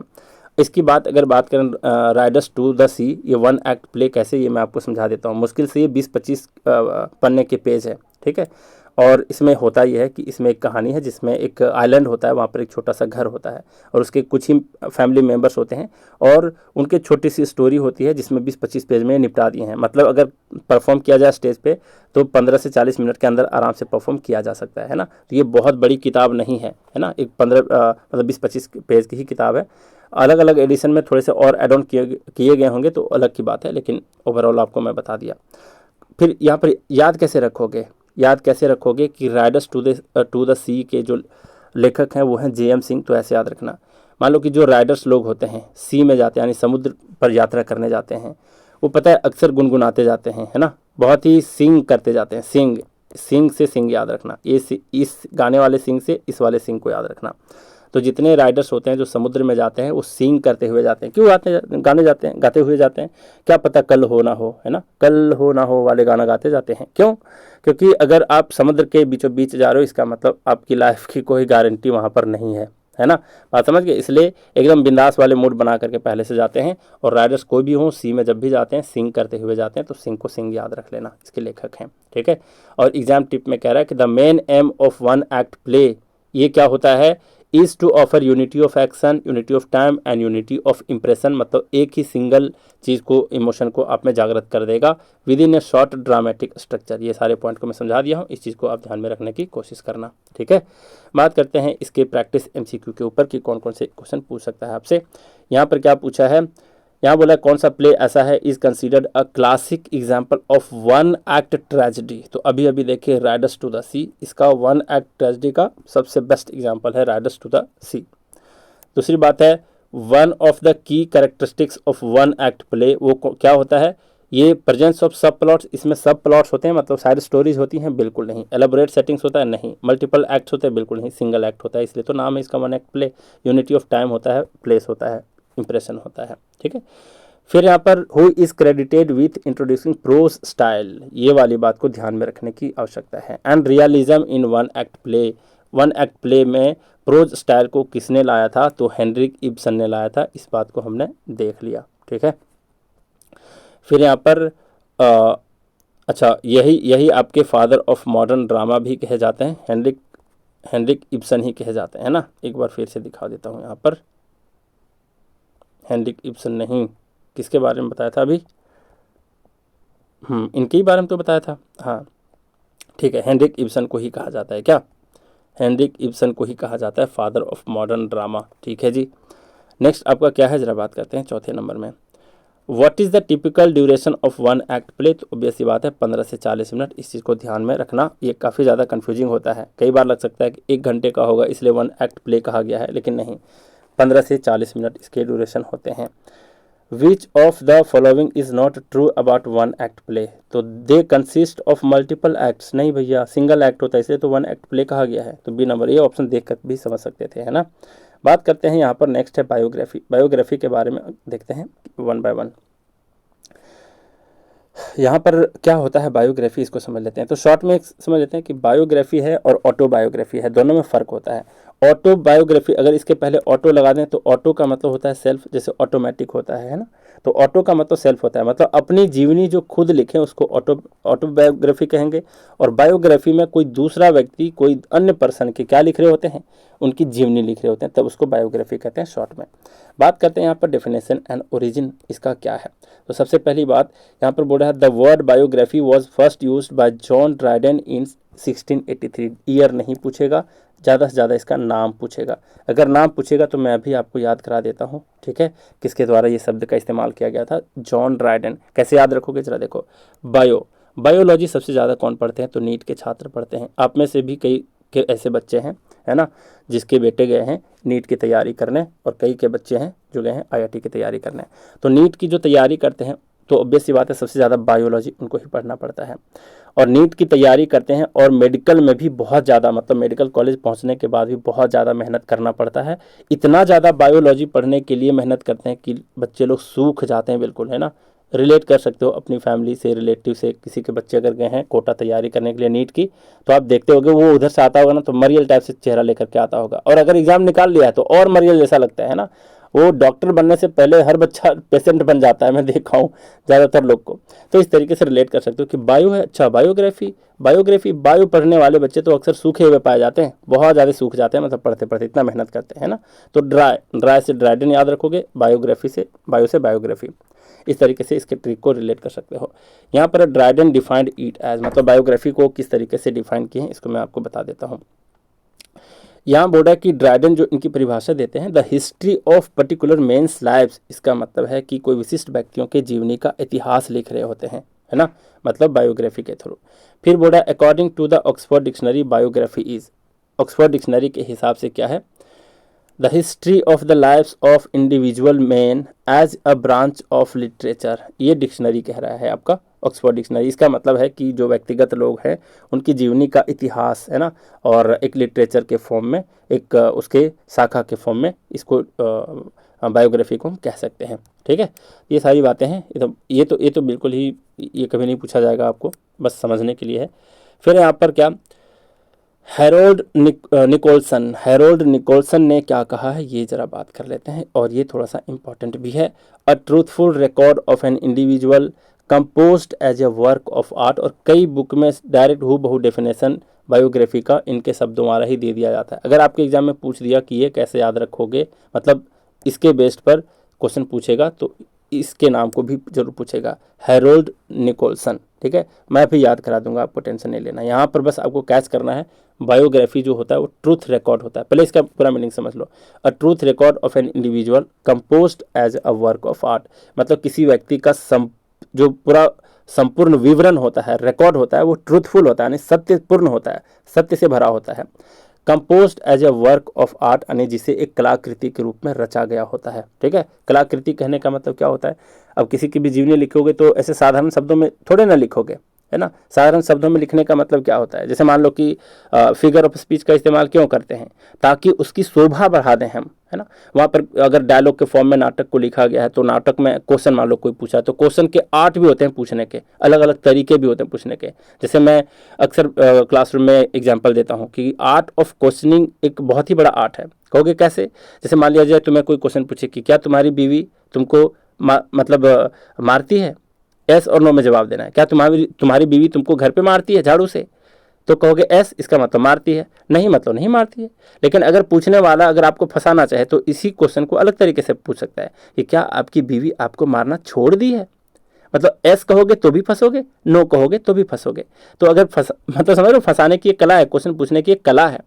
तो यही चीज़ यहाँ पर कह रहा है कि ये जो बायोग्राफी लिखने की एक वर्क ऑफ आर्ट है, मतलब कि एक कलाकृति है ना, तो उसको एक कंपोज कर दिया जाता है किसी व्यक्ति के ट्रूथफुल रिकॉर्ड को, यानी कि उसके जो ट्रूथफुल विवरण होते हैं उसको अगर रिकॉर्ड कर दे आर्ट के फॉर्म में, तब वो बायोग्राफी कहलाता है। ठीक है, तो ये किसके शब्द हैं, हैरोल्ड निकोल्सन के। तो कैसे याद रखोगे इसको मैं बता देता हूँ। सबसे पहली बात यहाँ पर है कि कोई व्यक्ति है निकोल्सन, कोई व्यक्ति है निकोल्सन, या नहीं ये नाम नहीं भी याद रहेगा तो कोई दिक्कत नहीं, ये वाला याद रख लेना। अब यहाँ पर क्या है जरा देखो, ट्रूथफुल क्या है, ट्रूथफुल है।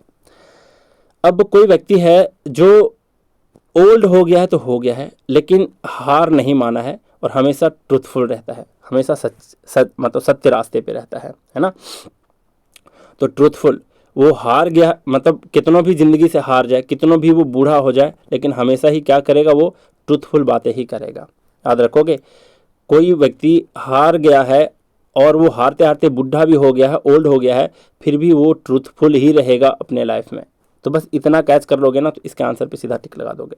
बात करते हैं यहाँ पर मेन फीचर्स बायोग्राफी के क्या क्या होते हैं, जरा देख लो, और ये इंपॉर्टेंट है। यहाँ पर फेथफुल रिप्रेजेंटेशन होता है इसमें, इसका मतलब ये कह रहा है कि इसमें सच्चे चित्रण किए गए होते हैं, सच्चे, झूठ नहीं बोला जाता। It presents both virtues and faults of the subject honestly. Subject का मतलब समझते हो, सब्जेक्ट का मतलब आपका प्रजा भी होता है, या फिर कोई पर्सन भी होता है जिसको बोलते हैं सब्जेक्ट। वैसे विषय भी होता है ना, लेकिन प्रजा भी होता है, पर्सन भी होता है सब्जेक्ट के।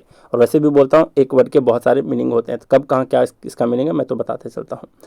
यहाँ पर बोला है it represents both virtues and faults of the subject honestly. यहाँ पर बोला है कि वो व्यक्ति के, या फिर जिसके बारे में ये कहानी लिखी गई है, जो जिसके बारे में बायोग्राफी लिखी गई है, उस व्यक्ति के गुणों और दोषों दोनों को ईमानदारी से प्रस्तुत किया गया होता है। ठीक है, फिर ऑब्जेक्टिव अप्रोच भी होता है। यहाँ पर ऑब्जेक्टिव अप्रोच कहने का क्या मतलब है, तो ऑब्जेक्टिव अभी ऑब्जेक्टिव सब्जेक्टिव भी समझा दूंगा, ठीक है, पूरा डिटेल में। मेरा मन कर रहा है कि मुझे समझा देने चाहिए, क्योंकि आप लिटरेचर के छात्र हो और हर एक वर्ड के ऊपर कमांड नहीं होगा, तो आप यूपीएससी पेरेंट को कैसे ज्ञान दे पाओगे कि भैया क्वेश्चन पूछा है क्रिटिकल व्यूज़, तो क्रिटिकल व्यूज़ के अंदर क्या क्या लिखना चाहिए, सब्जेक्टिव व्यूज़, तो सब्जेक्टिव व्यूज़ में क्या क्या लिखना चाहिए, ऑब्जेक्टिव व्यूज़ क्या क्या लिखना चाहिए। अगर एग्जामिनर जो है बहुत ही इंटेलिजेंट है और आप क्रिटिकल व्यू को लिख दिए सब्जेक्टिव पॉइंट ऑफ व्यू से, तो फिर गए आप, है ना, आपका आंसर भी गया। तो यूपीएससी में बहुत बारीकी से चेक किया जाता है, क्वेश्चन में एक शब्द क्वेश्चन का पैटर्न चेंज कर देता है। ठीक है, तो ये सारे पॉइंट को मैं अभी समझा दूंगा, आपको टेंशन नहीं लेना है। लेकिन बात करते हैं यहाँ पर ऑब्जेक्टिव अप्रोच होता है क्या, इसका मतलब होता है निष्पक्ष दृष्टिकोण, है ना। ऑब्जेक्टिव का मतलब निष्पक्ष दृष्टिकोण होता है यहाँ पर बायोग्राफी लिखने के। क्या मतलब इसका? यहाँ बोल रहा है the biographer avoids excessive praise और क्रिटिसिज्म। यहाँ बोल रहा है कि जो जीवनीकार होता है, जो बायोग्राफी को लिखने वाला होता है, वो अत्यधिक प्रशंसा या फिर आलोचना करने से बचता है, क्रिटिसाइज करने से बचता है, बहुत एक तरफा उनकी बड़ाई नहीं करता है। क्लियर? तो ऑब्जेक्टिव अप्रोच का यही मतलब है कि निष्पक्ष दृष्टिकोण रखता है। ऐसा नहीं कि बस प्रशंसा ही किए जा रहे हैं, तो वो फिर आपका बायोग्राफी नहीं कहलाएगा, वो क्रिटिसिज्म कहलाएगा। समझ गए बात को? बड़ाई कर रहे हो या फिर बुराई ही कर रहे हो तो ये गलत हो जाएगा, यूलॉजी कहला जाएगा अगर प्रेज करोगे तो, और क्रिटिसिज्म करोगे तो आपका क्रिटिक कहला जाओगे आप। ठीक है, तो समझ गए बात को? बायोग्राफी में दोनों का ध्यान रखा जाता है। फिर आर्टिस्टिक येट फैक्चुअल, इसका मतलब है कि कलात्मक तो होता है, बहुत अच्छे ढंग से लिखी गई होती है उसको, लेकिन तथ्यात्मक होता है, यानी कि फैक्चुअल होता है, फैक्ट बेस्ड पर होता है, झूठी मूठी कहानी नहीं होती है। अब balance of creativity and truthful documentation, यहाँ पर ये कह रहा है कि जो वो रचनात्मक होती है ना, फिर सच्चाई जो होता है उसके बीच में बैलेंस होता है, उसी को बोलते हैं यहाँ पर आर्टिस्टिक एट फैक्चुअल। मतलब एकदम कलाकृति से एकदम पूरा सजाया गया होता है, लेकिन फैक्ट बेस्ड होता है। एक्सटर्नल एंड इंटरनल लाइफ, यहाँ पर क्या कह रहा है? Includes actions, thoughts, emotions and growth. इसका मतलब ये कह रहा है कि इसमें आंतरिक जीवन के बारे में भी लिखा जाता है, बाह्य जीवन के बारे में भी लिखा जाता है। इसमें क्या होता है, वो कौन कौन से काम किए हैं अपने लाइफ में, कौन कौन से एक्ट्स किए हैं, उसके बारे में लिखा गया होता है। उनके थॉट्स क्या थे वो भी लिखा जाता है, इमोशन को भी लिखा जाता है, किस तरीके से वो सोचते थे और कितने अपने जीवन में क्या क्या ग्रोथ किए, इसके बारे में भी लिखा जाता है। मतलब एक्सटर्नल और इंटरनल लाइफ दोनों को बताया जा रहा है। क्या मतलब है यहाँ पर एक्सटर्नल और इंटरनल कहने का क्या मतलब है? इसका मतलब है कि बायोग्राफी जो होता है, मतलब किसी की जीवन की जो कथा होती है, उस समय लिखते समय क्या होता है कि सिर्फ उसके बाहरी काम या फिर उसके घटनाएं नहीं, जबकि उसके अंदर की दुनिया भी दिखाई जाती है। अंदर इंटरनल है ना, इंटरनल मतलब एक्सटर्नल ही नहीं, इंटरनल दुनिया को भी दिखाई जाती है। अब क्या हो गया एक्सटर्नल लाइफ का, क्या कहने का मतलब है? मतलब वे बातें जो सिर्फ बाहर से दिखती हैं वही नहीं होता। जैसे उदाहरण के लिए मैं बता दूं कि उसने क्या काम किया, कहाँ रहा, किससे मिला, है ना, कौन कौन सी उपलब्धियां हासिल की, तो ये सारी बातें नहीं होगी सिर्फ, इसके साथ साथ इंटरनल बातें भी होगी। मतलब वो बातें जो सीधा दिखाई नहीं देती है ना, लेकिन लेखक जो होता है वो रिसर्च करके या फिर अपने अनुभव से बता रहा होता है कि उस पर्टिकुलर व्यक्ति के जिसके बारे में वो बायोग्राफी लिख रहे हैं, उनके विचार क्या थे, उनकी भावनाएं क्या थी, है ना, और वो डरते किससे से, कौन से सुपरस्टिशन से वो हमेशा बचते थे, मतलब फिर वो कौन से सुपरस्टिशस चीज़ों से, मतलब अंधविश्वास चीज़ों से ग्रसित थे। ये सारी चीज़ों को भी दिखाया जाता है। उनके सपने क्या थे, उनके वो संघर्ष क्या क्या किए, है ना, उनके नैतिक निर्णय क्या क्या थे। तो ये सारी बातें आती है इंटरनल लाइफ में। तो दोनों बातों का वहाँ पर मेंशन किया जाता है, एक तरफा कुछ नहीं होता। कैरेक्टर सेंट्रिक होता है इसमें। कैरेक्टर सेंट्रिक कहने का मतलब क्या हुआ यहाँ पर क्या हुआ? कैरेक्टर सेंट्रिक्स का मतलब इसका ये सेंस निकलता है कि जो उसका जो कैरेक्टर होता है, मेन आदमी होता है, बस उसी पर फोकस्ड होता है। ऐसा नहीं कि पूरा उसके रिलेटिव फैमिली सबके बारे में गुणगान किए जा रहे हैं, सबके बारे में क्रिटिसिज्म हो रहा है, नहीं, वो कैरेक्टर के बारे में ही केंद्रित होता है। ठीक है। It becomes a novel of character with real events. इसका मतलब है कि यह वास्तविक घटनाओं के साथ एक चरित्र प्रधान जो उपन्यास होता है उसके जैसा हो जाता है। ठीक है, एक तरह से उपन्यास ही है, लेकिन उस कैरेक्टर के बारे में, उस व्यक्ति के बारे में ज़्यादा होता है। फिर यहाँ पर क्या हुआ? Not merely eulogy, a good biography does not blindly glorify the person. इसका मतलब है एक अच्छी जीवनी जो होती है वो किसी व्यक्ति की अंधी महिमा अंधी महिमा नहीं करती है ना, ब्लाइंडली ग्लोरीफाई नहीं करती है। नेक्स्ट बोल रहा है टू ट्रांसमिट पर्सनालिटी, मतलब उस पर्सनालिटी रिफ्लेक्ट होता है उस बायोग्राफी को पढ़ करके। The core aim is to bring the personality to life. इसका मतलब है, इसका उद्देश्य होता है बायोग्राफी का कि उस जो व्यक्ति है उसका जो मुख्य उद्देश्य होता है उस व्यक्ति के व्यक्तित्व को, पर्सनालिटी को एकदम लाइफ बना देता है ना, जीवंत बनाना इसका एक पर्पस होता है। किसका? बायोग्राफी का। यहाँ तक समझ गए? अब यहाँ पर टाइप ऑफ बायोग्राफी है, पढ़ते हैं कौन कौन से टाइप होते हैं, प्योर और इम्प्योर। यहाँ पर क्या मतलब है प्योर का? यहाँ पर है covers both outer events and inner life with honesty and balance. यहाँ पर बोल रहा है कि जो प्योर वाली बायोग्राफी होती है इसमें क्या होता है कि बाहरी घटनाओं और फिर आंतरिक जीवनी दोनों को ईमानदारी और संतुलन के साथ दिखाती है इसमें। बात को समझ गए? लेकिन इम्प्योर कैसे लोग लिखते हैं? जो अंधभक्त होते हैं, अंधभक्त होते हैं, बड़े बहुत बड़े फ़ैन होते हैं, है ना, उनको उनसे कुछ फेवर चाहिए रहता है, तो वो सारे लोग क्या करते हैं, इम्प्योर बायोग्राफी लिख देते हैं। खास करके मुगल टाइम में मुगल जो शासक हुआ करते थे एक तरफा ही लिखवाते थे अपनी जीवनी, है ना। प्रेजेस ब्लाइंडली और avoids criticism becomes more of eulogy. Eulogy का मतलब होता है प्रशंसा करना, है ना। तो यहाँ बोल रहा है कि अंधी प्रशंसा करती है कौन, इम्प्योर बायोग्राफी, ठीक है। और इसमें क्या होता है कि ये आलोचना से बचती है, और अधिकतर टाइम में क्या होता है कि उसके यूलॉजी ही होते हैं। यूलॉजी मतलब बस गुणगान पर गुणगान गाया जा रहा है, तो उसको इम्प्योर बायोग्राफी बोलेंगे। फिर यहाँ पर एग्जाम टिप क्या बोल रहा है, मतलब शॉर्ट में अगर निपटा दें इसको, तो to praise and not to criticise is a wrong notion in biography. यहाँ पर बोल रहा है ये कि सिर्फ प्रशंसा करना और आलोचना नहीं करना जीवनी की एक रॉन्ग नोशन है, गलत अवधारणा है। A true biographer keeps balance between admiration and analysis. यहाँ पर बोल रहा है कि सच्चा जीवनीकार वही होता है जो प्रशंसा भी करता है और विश्लेषण के बीच संतुलन बनाए रखता है, ठीक है। बात करते हैं यहाँ पर एमसीक्यू के बारे में। बोल रहा है who first use the term biography. तो अभी बोला बायो पढ़ने वाले बच्चे अक्सर सूख जाते हैं, ड्राई हो जाते हैं, ड्राइड एंड, सीधा आंसर पे टिक, है ना। फिर यहाँ पर which of the following best defines a true biography. True biography में क्या होता है, a truthful record of a person's life written as a work of art. B number, है ना, मतलब अभी बताया था ट्रूथफुल वाला है ना, ट्रूथफुल। और ये लिखे ये सेंटेंस दिया हुआ किनका है, तो ये वाला जो है ना डेफिनेशन, ये बहुत सारे बुक में एकदम डायरेक्टली देखने को मिल जाता है, इसलिए इसके बेस पर क्वेश्चन पूछा जाता है। दूसरे ऑप्शन पढ़ोगे तो यहाँ पर सटीक नहीं बैठेगा, है ना। तो यहाँ तक समझ गए, ट्रूथफुल रिकॉर्ड वाला ये पॉइंट को ध्यान में रखना। और ये लाइन बोले कौन है, ये भी मैं अभी आपको ट्रिक से बता दिया। और ट्रिक में क्या बताया कि ट्रूथफुल से ध्यान रखना कि कोई व्यक्ति बहुत ज़्यादा ही मतलब कि हार गया है और बूढ़ा भी हो गया है, उसके बावजूद भी ट्रूथफुल बातें करता है ना। तो हैरोल्ड इसके जो हैं वो लेखक हैं, मतलब इस सेंटेंस के डेफिनेशन जो दिए हैं वो वही दिए हैं, ठीक है, हैरोल्ड। बस इतना ध्यान रखना है। फिर अकॉर्डिंग टू हैरोल्ड निकोलसन, यहाँ पर दे रखा है ना हैरोल्ड निकोलसन के बारे में कि क्या बायोग्राफी का एम क्या होता है, to create a truthful record of an individual as a literary art, है ना। तो यहाँ पर ट्रूथफुल से ध्यान रख सकते थे, यहाँ पर हैरोल्ड, है ना, हार जाए, ओल्ड हो जाए, फिर भी ट्रूथफुल रास्ते पर ही रहे, बस इतना ध्यान रखना, सी पर टिक लगा सकते थे।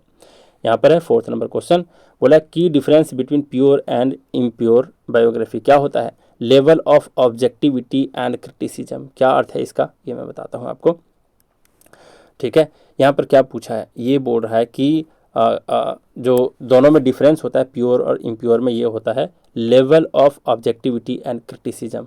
अब क्या इसका क्या मतलब निकला ये मैं बताता हूँ। यहाँ पर कह रहा है इसका सेंस क्या होता है ये समझ लो पहले, कि जीवनी लिखते समय जो लेखक होते हैं वो बिल्कुल ही बायस फ्री होते हैं, मतलब निष्पक्ष होते हैं, है ना, निष्पक्षता से अपनी बात को रखते हैं और अपनी आलोचनात्मक दृष्टि जो है, क्रिटिसिज्म दृष्टिकोण है, वो भी रखता है। अब यहाँ पर समझो ऑब्जेक्टिविटी का मतलब क्या है। ऑब्जेक्टिविटी का मतलब निष्पक्षता से, है ना। निष्पक्षता कहने का मतलब सिर्फ तथ्यों पे टिका नहीं होता, है ना, और ना ही अपने निजी पसंद या फिर नापसंद या फिर अपनी भावनाओं से उसको जोड़ करके नहीं देख रहा होता है। जैसे मान लो कि अगर कोई नेता अच्छा काम भी करता है और कुछ गलत फैसले भी लिया है, तो दोनों को समान रूप से जब लिखता है तब उसको कहते हैं ऑब्जेक्टिविटी, मतलब निष्पक्षता के साथ, ठीक है। और क्रिटिसिज्म का मतलब क्या हुआ कि व्यक्ति के कामों का विश्लेषण करके वो लिखता है कि क्या अच्छा किया है, क्या बुरा किया है, फिर दोनों पहलू को मतलब वहाँ पर दिखा रहा होता है, ठीक है। तो यहाँ तक समझ गए ये इसका मीनिंग। और दोनों का समावेश होता है एक बायोग्राफी, मतलब प्योर बायोग्राफी में, और इम्प्योर बायोग्राफी को कैसे उससे अलग करता है, यहाँ तक आप समझ गए। फिर बोल रहा है the phrase to transmit personality in the context of biography, इसका मतलब क्या होता है, to capture and convey the subject's inner self and character. समझ गए यहाँ तक। इसका सिंपल मीनिंग है कि जो व्यक्ति होता है, सब्जेक्ट होता है, सब्जेक्ट मतलब जिस व्यक्ति के बारे में लिखा गया है उसके इनर सेल्फ कैरेक्टर के बारे में भी वो कैप्चर कर रहा होता है, उसकी पर्सनालिटी को मतलब दिखा रहा होता है, ठीक है। फिर बात करते हैं ऑटोबायोग्राफी क्या होता है, तो समझ गए थे दोनों में अंतर क्या होता है। आगे बढ़ते हैं, थोड़ा सा फास्ट वे में, कितनी देर हो गई ज़रा देख लेता हूँ, है ना, मतलब 1 घंटे की वीडियो बन चुकी है, तो अभी मान के चलते हैं 10-15 मिनट में इसको कवर कर दूंगा। 5 टॉपिक कवर करने तो टाइम तो लगेगा, है ना।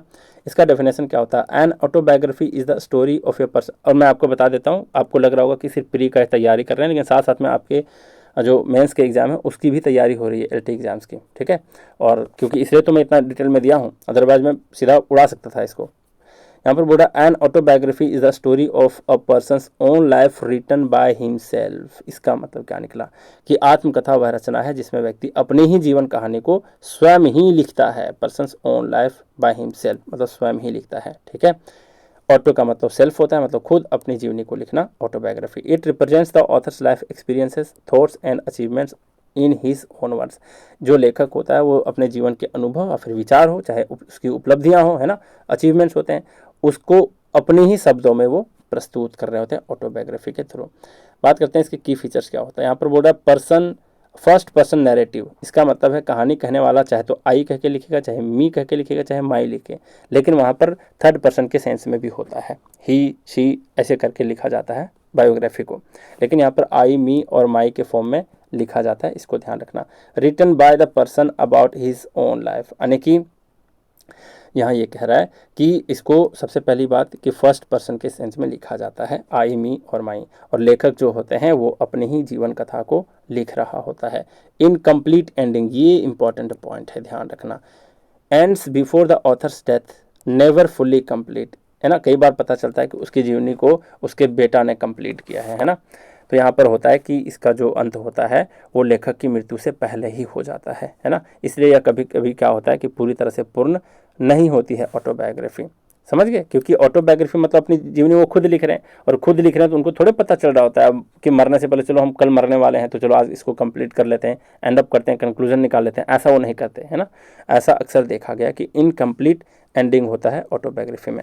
सेल्फ रिफ्लेक्शन होता है, इसका मतलब क्या हुआ कि कंटेंस इंट्रोस्पेक्शन। इंट्रोस्पेक्शन का मतलब वो खुद को आत्मनिरीक्षण भी करते हैं, ठीक है, और आत्मनिरीक्षण करते हैं, आत्ममंथन करते हैं। पर्सनल इमोशंस होते हैं, उनकी अपनी व्यक्तिगत भावनाएं भी होती हैं, एंड प्राइवेट मोमेंट्स को भी वहाँ पर वो बताए होते हैं, कौन सी लड़की से मिले, कहाँ मिले, कहाँ मिले, समझ रहे हो। तो ये सारी बातें, पर्सनल चीज़ों को भी ऑटोबायोग्राफी में शामिल करते हैं, लेकिन बायोग्राफी में लोग इन चीज़ों को खास करके इग्नोर करते हैं, ठीक है। तो ऑथेंटिक एक्सपीरियंस को भी वहाँ क्या करते हैं, लिखते हैं। Offers a first hand account of events and decision, यहाँ पर ये कह रहा है कि घटनाओं और जितने भी निर्णय होते हैं वो प्रत्यक्ष रूप से प्रामाणिक तरीके से प्रस्तुत करती है, ठीक है। ऑथेंटिक एक्सपीरियंस होता है। अब क्या इसका मतलब क्या होता है, फर्स्ट हैंड अकाउंट का मतलब क्या होता है, क्या मतलब इसका होता है बताओ। तो इसका मतलब ये होता है कि किसी घटना या फिर अनुभव को सीधा खुद के द्वारा देखा हुआ या फिर जिया हुआ बयान को बोलते हैं फर्स्ट हैंड अकाउंट। याद रखोगे क्या क्या बताया आपको। इसमें जो होता है लेखक अपनी कहानी खुद को लिख रहा होता है, और वो अपने अनुभव को खुद के द्वारा जिया हुआ होता है, उसी के बयान जब वहाँ पर बयान करता है तब उसको कहते हैं फर्स्ट हैंड अकाउंट। तो इसे कंफ्यूज मत करना, इसका मतलब क्या होता है। और सेकंड हैंड का मतलब जैसे बायोग्राफी में सेकंड हैंड होता था, है ना, तो फर्स्ट हैंड का मतलब अगर मैं आपको एक एग्जाम्पल बताता हूँ कि गांधी जी अपनी आत्मकथा में क्या बताते हैं कि वो सत्याग्रह कैसे शुरू किए, है ना, उनके खुद का एक्सपीरियंस है, वो खुद किए, खुद देखे, खुद जिए, समझ रहे हो। तब वो कहलाता है कि उनके द्वारा दिया गया जो बयान है वो है फर्स्ट हैंड अकाउंट। लेकिन सेकंड हैंड अकाउंट क्या होता है, जो व्यक्ति गांधी जी के बारे में दूसरा कोई वर्णन करता है ना, जैसे वो अपनी जीवनी में बताते हैं, ठीक है, जैसे रिसर्च करके, सुन करके, पढ़ करके उनके बारे में कुछ लिखते हैं, तब वो सेकंड हैंड अकाउंट कहलाता है। लेकिन खुद से जिया हुआ बयान को कहते हैं फर्स्ट हैंड अकाउंट। मतलब ये खुद के द्वारा दिया गया, और सेकंड हैंड अकाउंट का मतलब दूसरे के द्वारा बयान दिया गया। फिर क्रोनोलॉजिकल ऑर्डर इसमें बहुत फिक्स होता है, क्योंकि वो जैसे जैसे जीते हैं वैसे वैसे लिखते हैं। Often flows the timeline of birth to present, यानी कि इसमें क्या होता है कि खास करके जन्म से लेकर के वर्तमान तक के जितने सारे कालक्रम होते हैं, है ना, क्रोनोलॉजिकल का मतलब कालक्रम अनुसार जो होते हैं उसमें लिखा जाता है इसको। बात करते हैं क्रिटिकल व्यूज़ के मतलब। देखो इसमें मैं ना थोड़ा समझाना चाहता हूँ आपको। देखो क्रिटिकल व्यूज़ का क्या मतलब होता है, तो इसका मतलब क्या होता है समझना। पहली बात की क्रिटिकल व्यूज है, और मैं दो चीज़ लिख देता हूँ यहाँ पर है। एक सब्जेक्टिव व्यूज़, ठीक है, सब्जेक्टिव व्यूज़, एक होता है ऑब्जेक्टिव व्यू। ये एक बहुत ज़्यादा आपको कंफ्यूज कर सकता है लिटरेचर पढ़ने टाइम में। कोई बुक पढ़ोगे ये सब समझ नहीं पाते हो जल्दी, खास करके यहाँ पर क्या किसका मतलब होता है पहले समझो। एक एक करके मैं समझाता हूँ, याद करने के तरीके पहले बता देता हूँ। सब्जेक्ट है, सब्जेक्ट का मतलब क्या होता है, सब्जेक्ट का मतलब होता है कि प्रजा, समझ लो। सब्जेक्ट का मतलब कोई व्यक्ति होता है, फिर प्रजा होता है ना, इसका अर्थ ही प्रजा होता है, राजा नहीं, प्रजा। प्रजा मतलब पब्लिक, समझ गए। तो यहाँ पर क्या होता है सब्जेक्टिव व्यूज में कि इसमें बिना फैक्ट या फिर ट्रुथ जाने ही कोई अपनी राय बना देता है, तब उसको कहते हैं सब्जेक्टिव व्यूज। तो प्रजा जो होती है, सब्जेक्ट जो होती है, प्रजा जो होती है, वो उसका अपना व्यूज होता है हर चीज़ को लेकर के। जैसे मैं बोलूँ कि अगर कोई प्रजा है तो ये ऐसे कहेगा, है ना, मतलब पब्लिक कैसे कहती है कि ताजमहल दुनिया में प्यार को इजहार करने का सबसे अच्छा एग्जाम्पल है कि नहीं? ऐसा कोई बोल देता है, कोई प्रजा बोल देती है, सब्जेक्ट बोल देता है, सब्जेक्ट मतलब प्रजा, उससे रिलेट करना, मतलब बिना फैक्ट और ट्रूथ जाने ही अपनी राय वो दे दिए, है ना। जैसे दुनिया में प्यार का सच्चा और सबसे अच्छा नमूना ताजमहल को बता दिया उन्होंने, तो ये सब्जेक्टिव पॉइंट कहलाएगा। लेकिन ऑब्जेक्टिव क्या होता है? ऑब्जेक्ट का मतलब क्या होता है? ऑब्जेक्ट का मतलब वस्तु होता है, वस्तु होता है। अब कोई वस्तु जो है वो है, फैक्ट है वो है, तथ्य है, ट्रूथ है, बस उसी को बता रहा है। जैसे इसके बारे में एग्जांपल लूँ तो अगर कोई बोल दे ताजमहल आगरा में है, भैया ये फैक्ट है। सब्जेक्टिव क्या हो गया कि प्रजा अपनी राय दे दी, सब्जेक्ट अपनी राय दे दी, है ना, मतलब बिना फैक्ट और ट्रूथ को जाने कि दुनिया में सबसे अच्छा जो प्यार का नमूना है वो ताजमहल है, ये उसका अपना पर्सनल व्यू हो गया और ये सब्जेक्टिव कहलाएगा। लेकिन क्रिटिकल क्या होता है, जरा गौर से करना। क्रिटिकल में दोनों का एक तरह से वहाँ पर प्रभाव होता है। क्या प्रभाव होता है ये मैं आपको बताता हूँ। यहाँ पर क्या होता है कि जो लेखक होते हैं वो अपनी मतलब राय बनाते हैं, है ना, और संतुलित राय बनाते हैं। संतुलित कहने का मतलब ऐसा नहीं है कि एक तरफा बात करेंगे, है ना, पक्षपाती करेंगे। जैसे एग्जाम्पल के तौर पर बात करें कि ताजमहल वाला ही एग्जाम्पल लेते हैं। जैसे ताजमहल प्यार को सिर्फ शो ऑफ करने के लिए बनाया गया था, ये बात अगर कही जाती है तो क्रिटिकल बात है, यानी कि सच्ची बात है, प्यार के लिए तो बनाया है लेकिन अपनी बीवी को शो ऑफ करने के लिए, आज तो दुनिया को दिखाने के लिए हम उससे बहुत ही, मुमताज़ बेगम से बहुत ज़्यादा प्यार करते थे, है ना, शाहजहां, ऐसा वो बताने की कोशिश कर रहे हैं, तो शो ऑफ करने के लिए बनाया गया था, है ना। और एक औरत को दिखावा करने के लिए कितने मजदूर के प्यार को वो मतलब बलिदान चढ़ा दिए, पता है ना, मजदूर के हाथ कटवा दिए। तो भैया ये असली प्यार का नमूना हो सकता है कभी? बिल्कुल नहीं हो सकता। सच्चा नमूना तो दशरथ मांझी का है, जिसने पहाड़ को काट करके साबित कर दिया कि मेरे वाइफ की तरह किसी और का प्यार ना उजड़ जाए। समझ गए बात को? तो पहाड़ काट करके रास्ता बना दिया ताकि हॉस्पिटल सारी महिला यहाँ की पहुँच सके टाइम से। तो दशरथ मांझी का जो रास्ता काटा हुआ है ना पहाड़ को, वो प्यार का सच्चा नमूना है। तो कहने का मतलब यहाँ पर क्या हुआ कि एक तो सच्चाई भी पेश करते हैं और सच्चाई को पेश करके एक अपना व्यू भी देते हैं, मतलब अपनी राय बनाते हैं और निष्पक्ष होकर के एक संतुलित राय बनाते हैं, तब वो कहलाता है क्रिटिकल व्यूज। बात समझ में आई? तो मुझे उम्मीद है सब्जेक्टिव, ऑब्जेक्टिव, क्रिटिकल को याद भी कैसे किए होगे ये समझ में आ गया होगा। तो यहाँ पर क्रिटिकल व्यूज इसलिए बोला है, क्रिटिकल व्यूज मतलब इन्हीं लोगों के क्रिटिकल व्यूज क्यों लिए गए, क्योंकि ये सारे महान थिंकर्स रहे होंगे, है ना, कि आखिर कैसे क्या होता है बायोग्राफी, ऑटोबायोग्राफी क्या है ना, तो इसके बारे में यहाँ पर बोला है। तो ये दोनों व्यक्ति के एग्जाम में अक्सर पूछे जाते हैं कि डॉक्टर सैमुअल जॉनसन जो है, इनका व्यूज़ क्या था, क्रिटिकल व्यू क्या था, मतलब ये किस तरीके से अपना एनालिसिस के तौर पर अपने राय के हिसाब से क्या बोले। यहाँ बोला preferred autobiography over biography for its authenticity and depth. यहाँ पर ये कह रहे हैं कि आत्मकथा को जीवनी से, आत्मकथा मतलब ऑटोबायोग्राफी, बायोग्राफी का मतलब जीवनी, मतलब आत्मकथा को जीवनी से अधिक प्रमाणिक मानते हैं और उसको अधिक उसके ऑथेंटिसिटी मतलब उसकी सच्चाई को मानते हुए, उसकी गहराई को मानते हुए इसको ज़्यादा प्रीफर किए हैं, किसको? ऑटोबायोग्राफी को। ये सेंटेंस आपको याद हो जाना चाहिए, मैं सही बता रहा हूँ, ये दोनों पॉइंट याद हो जाने चाहिए। तो ये बात किसने कही कि बायोग्राफी से ज़्यादा ऑथेंटिक और डेप्थ होता है? कौन बोले? डॉक्टर सैमुअल जॉनसन बोले। फिर है कि यहाँ पर हेनरी वर्ड्सवर्थ लॉन्गफेलो जो बोले हैं, वो क्या बोले हैं जरा बात करते हैं। यहाँ बोला है कि ऑटोबायोग्राफी और result of first hand experience while biography is second hand knowledge. तो मैं तो बता दिया फर्स्ट हैंड का मतलब क्या होता है, खुद के द्वारा जिया गया, अगर वो बात को लिख रहा है तो इसका मतलब है कि वो फर्स्ट हैंड अकाउंट है या फिर एक्सपीरियंस है। सेकंड हैंड मतलब वो रिसर्च बेस्ड किया है, मतलब सुनी सुनाई बातों को लेकर के, पढ़ी बातों करके लिखा है, तो वो होता है बायोग्राफी। और ये वाला डेफिनेशन कौन दिया, अपना पॉइंट कौन दिया है, तो ये दिया है लॉन्गफेलो को, ध्यान रखना, लॉन्गफेलो। तो बताओ ये दोनों लाइन में सबसे ज़्यादा लॉन्ग कौन है? ये वाला है, तो ये लॉन्ग दे दिए, ठीक है। तो इस तरीके से मतलब कुछ भी दिमाग में बिठा लो एक तरीके से, ताकि आपको काम आ जाए एग्जाम में, ठीक है। तो सारी बातें यहाँ पर क्लियर है। एग्जाम टिप ऑटोबायोग्राफी के बारे में क्या है कि पर्सनल होता है, सब्जेक्टिव होता है, सब्जेक्टिव का मतलब मैं बहुत अच्छे से आपको बता दिया, and offers direct insight into the author's mind and journey. इसका मतलब है कि जो ऑटोबायोग्राफी होती है, आत्मकथा होता है, वो व्यक्तिगत और खुद से जिया गया चीज़ को होता है ना, व्यक्ति विशेष पर होता है, मतलब वो खुद के बारे में होता है। सब्जेक्ट का मतलब प्रजा बताया, मतलब इंडिविजुअल पर्सन के बारे में बताया। ऑब्जेक्ट का मतलब यूनिवर्सल भी होता है, जो सब लोग ऐसा मानते हैं उसको ऑब्जेक्टिव बोल देते हैं, है ना। तो यहाँ तक समझ गए। और and offers direct insight into the author's mind and journey, जो लेखक के मन और उनके जीवन की यात्रा में सीधा झांकने का एक तरीके से अवसर देती है। यहाँ तक बिल्कुल क्लियर है। बात करते हैं एग्जाम्पल्स के ऊपर। तो ये कौन नहीं जानता, ये बचपन से पढ़ते आए हो कि गांधी बाबा के जो आपके ऑटोबायोग्राफी हैं वो खुद से लिखें। The story of my experiments with truth, इसमें सिग्निफिकेंस क्या है, spiritual and political journey of the father of the nation, ये बात है, ये सब लोग जानते हो। माई डेज, इनके ऊपर बहुत सारे सीरियल बने हुए हैं, आपके यूट्यूब पे मिल जाएंगे। आर के नारायण के द्वारा लिखी गई जो बुक है माई डेज, इसी के बेस पर बहुत सारे सीरियल बनाए गए हैं, है ना, देख सकते हो यूट्यूब में अवेलेबल है। फिर यहाँ पर a humorous and candid self portrait of the famous Indian novelist जो आर के नारायण है, तो ये भी आप याद ही रख सकते हो, बहुत ज़्यादा कुछ भारी भरकम नहीं है, ठीक है। तो ये हमारे इंडियन थे, वैसे भी याद रख पाओगे और सुने भी होगे कई बार। जिसको आप याद करने में मुश्किल फेस करोगे वो मैं आपको बता देता हूँ। यहाँ पर long walk to freedom Nelson Mandela लिखे हैं, और a powerful narrative of the fight against apartheid in South Africa, इसको भी ध्यान में रख सकते हो। वैसे साउथ अफ्रीका से नेल्सन मंडेला थे, आप लोग जानते होंगे, तो इसके मतलब ये तो पढ़ते ही समझ जाओगे वैसे, है ना। यहाँ पर कैसे याद रखोगे कि ये फ्रीडम वाली बात लिखे हैं मंडेला, तो मैं बता देता हूँ आपको।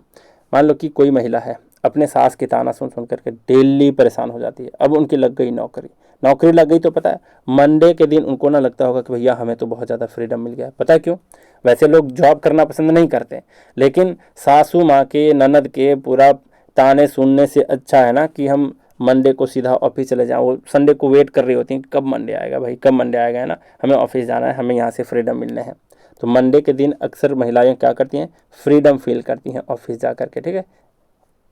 तो इस तरीके से आपको रिलेट करना है। फ्रीडम जहाँ देख लिए, अच्छा, ज़्यादातर महिलाएं मंडे को, मंडे से मंडेला, इस तरीके से ध्यान रख सकते हो। वैसे ये कॉमन है, मुझे लगता है बचपन से भी पढ़े होंगे कई लोग ऑटोबायोग्राफी, है ना, बुक्स और ऑथर के बारे में। वैसे भी जीके के भी अगर पढ़े होंगे बहुत लोग तो पता होगा।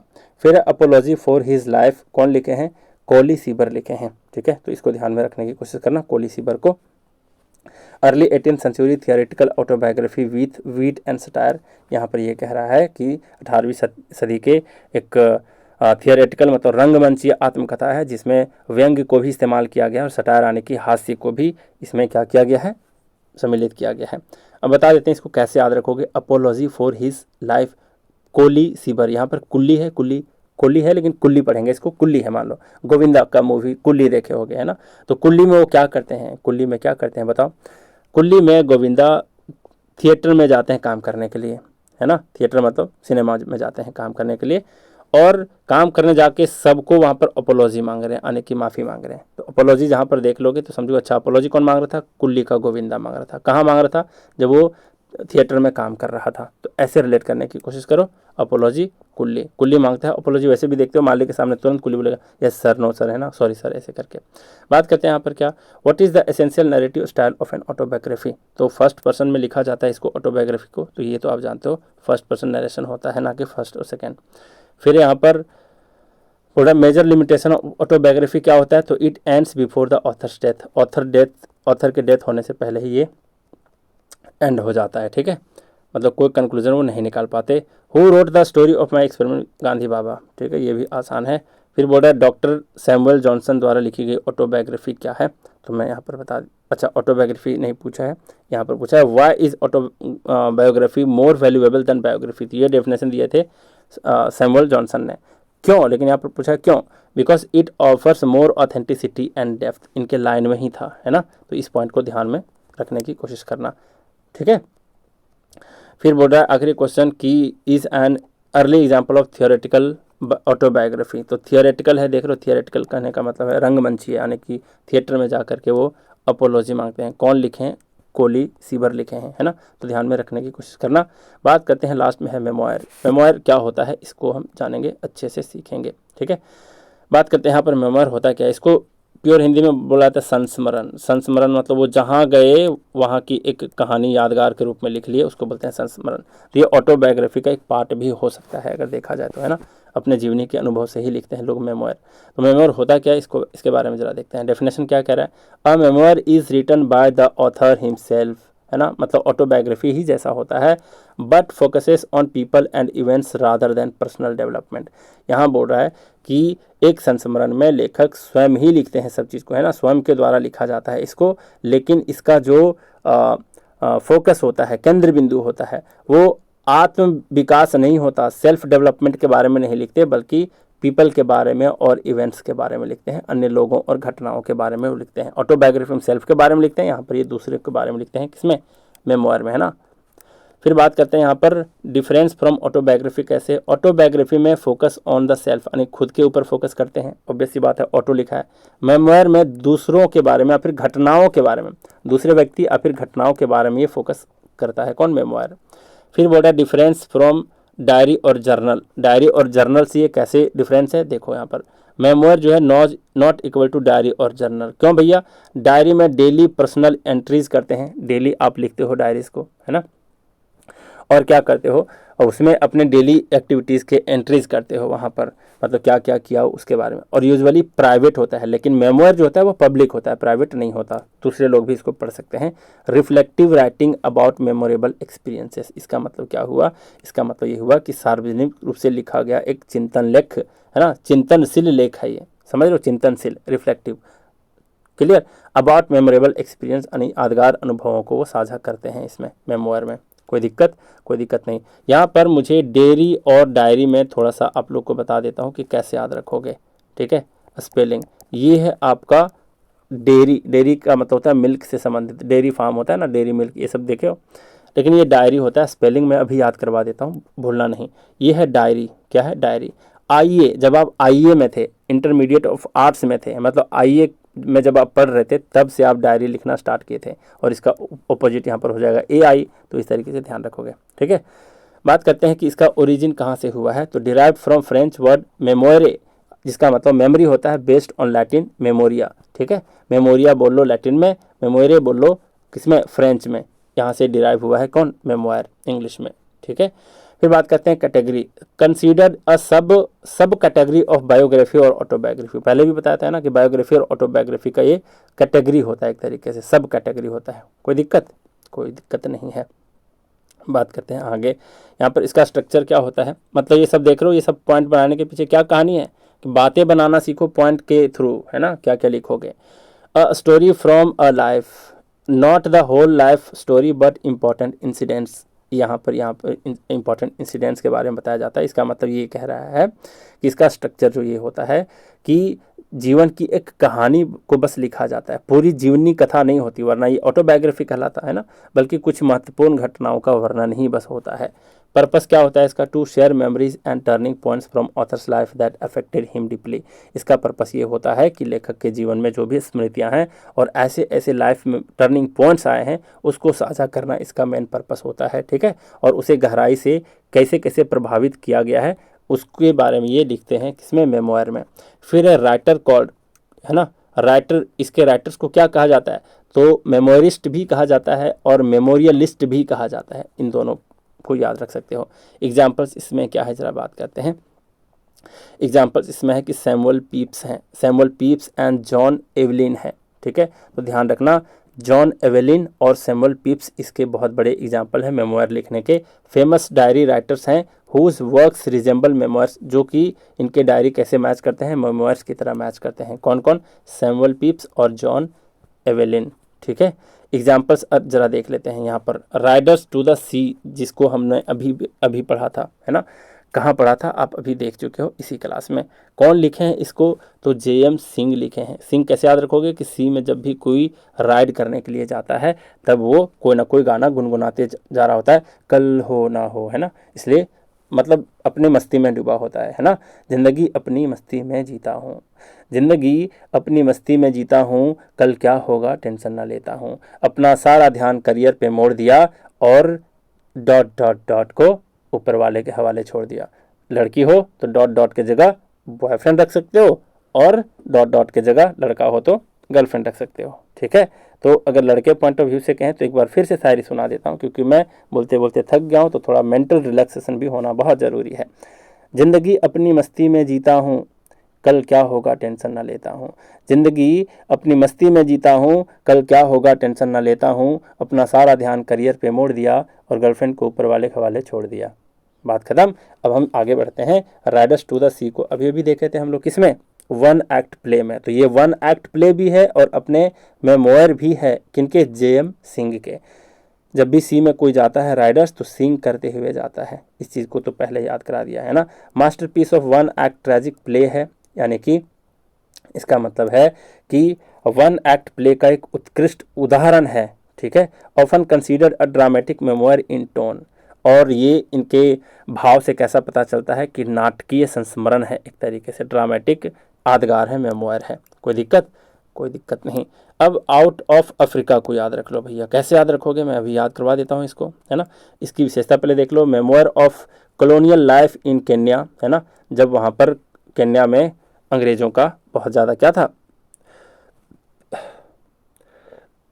सॉरी, तो केन्या में जब अंग्रेज लोग वहाँ पर कब्जा करके रखे थे तब की कहानी है। यहाँ पर फिर क्या बोल रहा है, blending landscape people and personal experience. यहाँ पर ये कह रहा है कि जिसमें बहुत अच्छे अच्छे परिदृश्य के बारे में बताया गया। लैंडस्केप मतलब अच्छा अच्छा दृश्य को कहते हैं, लोगों के बारे में है, व्यक्तिगत अनुभव भी इसमें साझा किए हैं। कौन? आउट ऑफ अफ्रीका में कौन किए हैं? आइजैक डायनेसन। आइजैक डायनेसन को कैसे याद रखोगे, तो जरा देखो। आउट ऑफ अफ्रीका, अफ्रीका वैसे एक गरीब महादेश है ना, यहाँ पर केन्या एक देश है। अब बात है कि अफ्रीका के केन्या के लोग इतने गरीब हैं कि हमेशा चाहते हैं कि अपना भोजन जो है ना, कभी कभी भगवान उन्हें आउट ऑफ अफ्रीका करा दो। डाइन का मतलब होता है भोजन, ये वाला डाइन का मतलब भोजन होता है, मध्याह्न भोजन मतलब जो भी कहते हो, लंच वंच, है ना।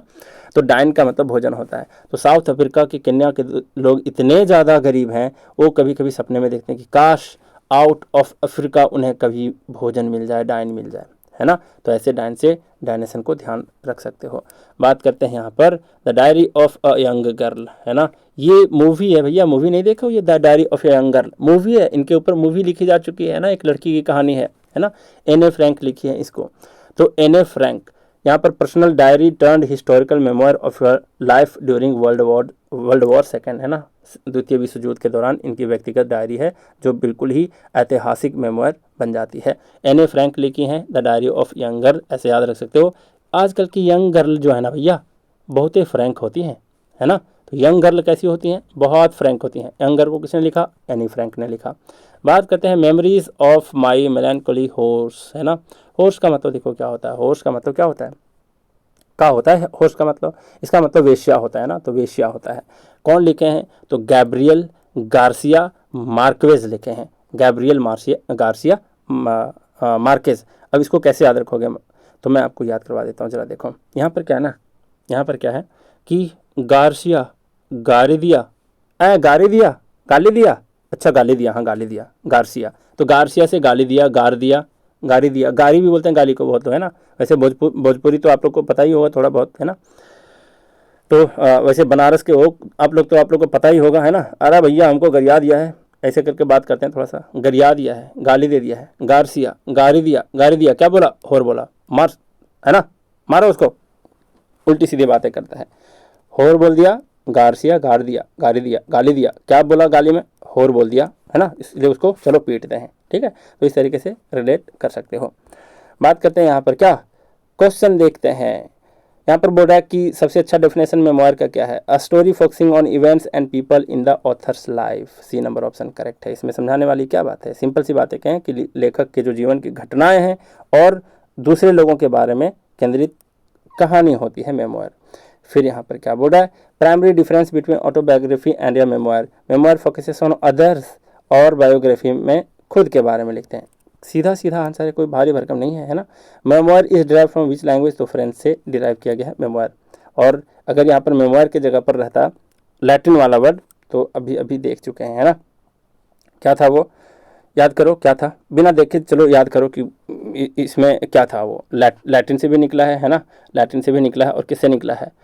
और आपका फ्रेंच से निकला है। तो फ्रेंच वाला तो यहाँ पर दे दिया, फ्रेंच वाला दे दिया मेमोयर करके, है ना। मेमोयर कहाँ चला गया? मेमोयर, है ना। ओए भाई, यहाँ बात करते हैं, मेमोयर दिया है ना। तो यहाँ पर कैसे ध्यान रखोगे बताओ जरा। ये विच लैंग्वेज का टर्म है? नहीं, ये तो क्वेश्चन में ही गड़बड़ लग रहा है, मतलब लगता है कुछ गड़बड़ बता दिया है ना। तो अगर देखा जाए, खैर इसको याद रख सकते हो क्योंकि लैटिन से भी तो आया है मेमोयर वाला वर्ड, लैटिन से भी आया। तो लैटिन में जो वर्ड था वो था आपका मेमोरिया, मेमोरिया था, है ना। और यहाँ पर फ्रेंच में जो वर्ड था वो क्या बताया था? मेमोयर। तो मैम ये है यहाँ पर, मेमोयर ऐसे था, है ना। यहाँ पर मेमोरिया था ये लैटिन वाला। तो बेसिकली ये दोनों लैंग्वेज है, लेकिन अगर इसमें मोस्ट अप्रोप्रिएट माना जाए तो फ्रेंच को ही मान सकते हैं, ठीक है। प्राथमिकता देनी हो तो वैसे एक क्वेश्चन पूछने का कम चांस है, लेकिन पूछे तो ध्यान रखना। यहाँ पर बोला who among the following is considered famous memoirist, है ना, तो सैमुअल पिप्स के बारे में अभी अभी देखा हमने। फिर बोल रहा है कि फिक्शनल मेमोयर जो है, फिक्शनल मतलब समझ लो ये काल्पनिक है ना, काल्पनिक है। मेमोरीज ऑफ माई मेलैंकोली हॉर्स, है ना, ये काल्पनिक है, मतलब सच्ची घटना पर आधारित मेमोयर नहीं है। अब जरा देखो, है ना, काल्पनिक को भी लोग बना देते हैं यहाँ पर मेमोयर। बोल रहा है which of this best differentiates a memoir from a journal और डायरी से क्या डिफरेंस करता है इसको। तो memoir is a reflective and meant for public reading, public reading के लिए भी ये क्या होता है, मतलब ये अवेलेबल होता है। रिफ्लेक्टिव का मतलब एकदम आत्ममंथन होता है ना, मतलब चिंतनशील होता है। फिर बात करते हैं what is the structure of A typical memoir, का स्ट्रक्चर क्या होता है, focused on story from A life with important incidents, उनके लाइफ में जो जो इंपॉर्टेंट इंसिडेंट्स होते हैं उसके बारे में लिखते हैं। 3 नंबर ऑप्शन करेक्ट है। फिर यहाँ पर बोर्ड है क्या, एनी फ्रैंक के द्वारा लिखी गई, तो आजकल की यंग लड़कियाँ बहुत ही ज़्यादा फ्रैंक होती हैं, B number option correct answer है। फिर बोर्ड है मेन पर्पस क्या होता है मेमोयर का भैया, तो देखो क्या होता है, to share deeply felt life events and turning points, ये अभी अभी देखे ना, बहुत इजी क्वेश्चन है, मतलब है ना, इजी। फिर बोर्ड है who is the writer of riders to the sea में जब भी राइडर्स लोग जाते हैं सिंग करते हुए जाते हैं, सिंग वाला ऑप्शन करेक्ट है।